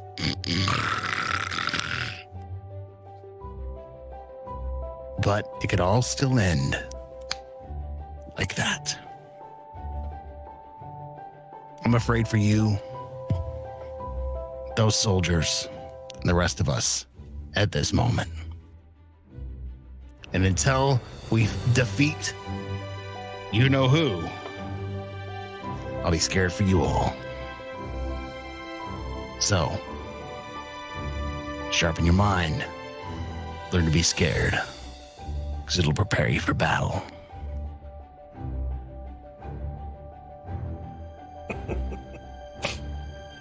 Also, go ahead.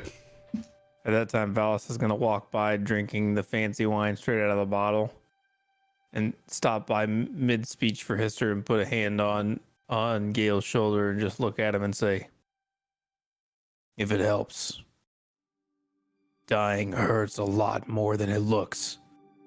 As he drinks out of that fancy bottle and keeps walking by.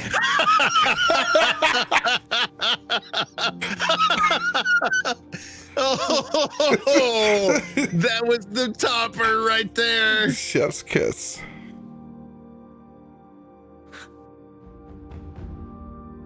Gale doesn't say anything. He kind of like has like a little bit of a 1,000-yard stare himself at the thought of like losing people and things like that. Just kind of like takes a drink and just kind of gets a little bit quieter and watches the group.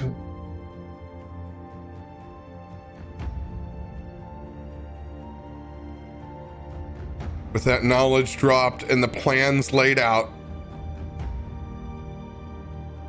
for the invasion of Yansi Ben's castle, auxiliary forces set, plans drafted. Wheels have been set in motion to finally put an end to the chaos and the ordering, save your long lost friend, and bring an end to Sansuri's chaos. With all of you gathered, well fed, you'll receive that hero's feast plus my the master card. secrets. Let's go! Yeah! We will put that all together. Gale and Tormund will receive 2 levels. Oh, snap! Everyone else will be level 18. That Oh, should God. make Gale and Tormund 16, correct? Yeah. Yep, 16. Yeah. Would that make Kiki 19? Technically, you're still 18. We just have that other in there for flavor, but yeah. So yeah, just leave her stuff alone. Yeah, so it's your multi-class. It won't affect Yeah. you.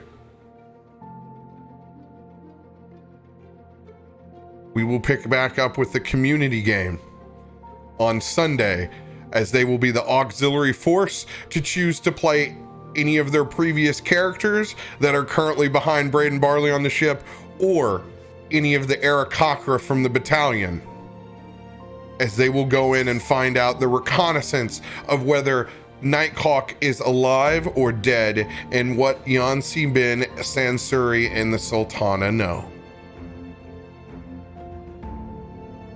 And this story will continue in the thick of it, based off of what happens on Sunday.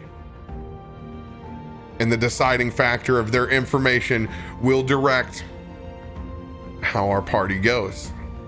Don't you all mess this up. Don't you all mess this up. Get some angry DMs from me later. Her life was in your hands, dude. Watch you all find Nighthawk and you murder him or something. You sons of bitches. Those announcements will be set up inside the Discord, discord.gg/CaptainRoBear.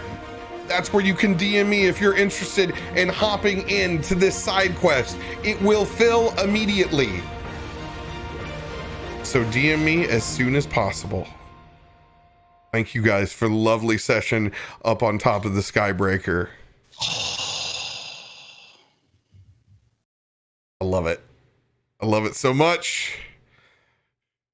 In-game, my dudes. In-game is here. I don't like it. Here we go. I know the first thing Gale's doing next week is asking someone to give him a rundown on like who our targets are and what I need to know, because I still don't have much of an idea. You will know everything from this. Every Yeah. piece of information will be gifted in this battle meeting with Queen Alistar. Oh my god, I can't believe she's queen now. That's insane. I've been waiting to work that one in here, that it's not just a meeting back with her mother. She is the heiress to the throne of the Resistance now. She is Oh my gosh. So with that lore drop, they also said she's the only surviving. All of her siblings are dead. I wanted to bring up the brother, but I was on the edge of going there. I just didn't know who's the authority to tell me he was dead or not, because that was the way of saying it without walking up and saying all of your siblings are dead. Yeah. Also gives you a little bit of like, she's kind of processing that at the moment while she's, you know, you're queen, but your siblings are also not here anymore. Mm-hmm. The side piece of it, Sansiri killed her entire family before making the agreement with You Yansi mean that Ben. whiny son is dead? No. Yeah, he's dead. He's dead. Oh no. He's dead. He didn't survive. To tell you the truth, he didn't survive that. She killed him whenever you broke his mask. She killed him then. Oh, that mask, that joy mask. Mhm. So When he you killed the was her joy- joy. No, just when she took up the other emotions, she killed him then.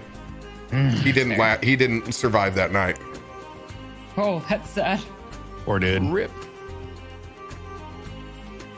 That dude was screwed anyway because he thought he was going to be king and he was never going to be king. No. Sansiri killed her own husband. She killed the rest of her own family. That was before she had her joy taken away. She really revels in people being stuffed. Like, she's probably the worst of the worst. She's definitely the farthest sociopath I think that we have. Yeah, she's really messed up. Yeah, she's got a lot of problems. Well beyond redemption. That puts it mildly. That'll be something interesting to find out. And Can't wait to see what effed up shit that's gonna be. Yeah, how ruthless the entire encounter is going to be inside this area. Where do you learn to get obsessed with like stuffed things? She's a collector. And at that point, your collecting has gone so far that you don't care what you're collecting. Oh, that bird is gorgeous. Oh, it's a human, it's a person. Well, I don't care. Not only am I going to kill it, then I'm going to simulate it and create it multiple times. Like, it's like just, it's having zero empathy. Being as greedy and selfish as you want with no counterbalance. Ugh. And now we have her own sister up there who we don't know what mask she's wearing, but obviously something very strong for her to have also become the ruler of the plane of fire in the short time that she did. Runs in the family, apparently. I'm just saying, that's not a good sign. I'll be excited to see what pathway we take based off of what the crew discovers on Sunday. We run away and live on an island for the rest of our lives. So close. Run away! Run away! Like a bird, I'm gonna fly away. Yeah, just wanna do that. Okay, easy there, Nelly Furtado. Can we please walk out of this episode without another reference? Chicken wing, hot dog and bologna. Yes! Welcome to your DCMA strikes.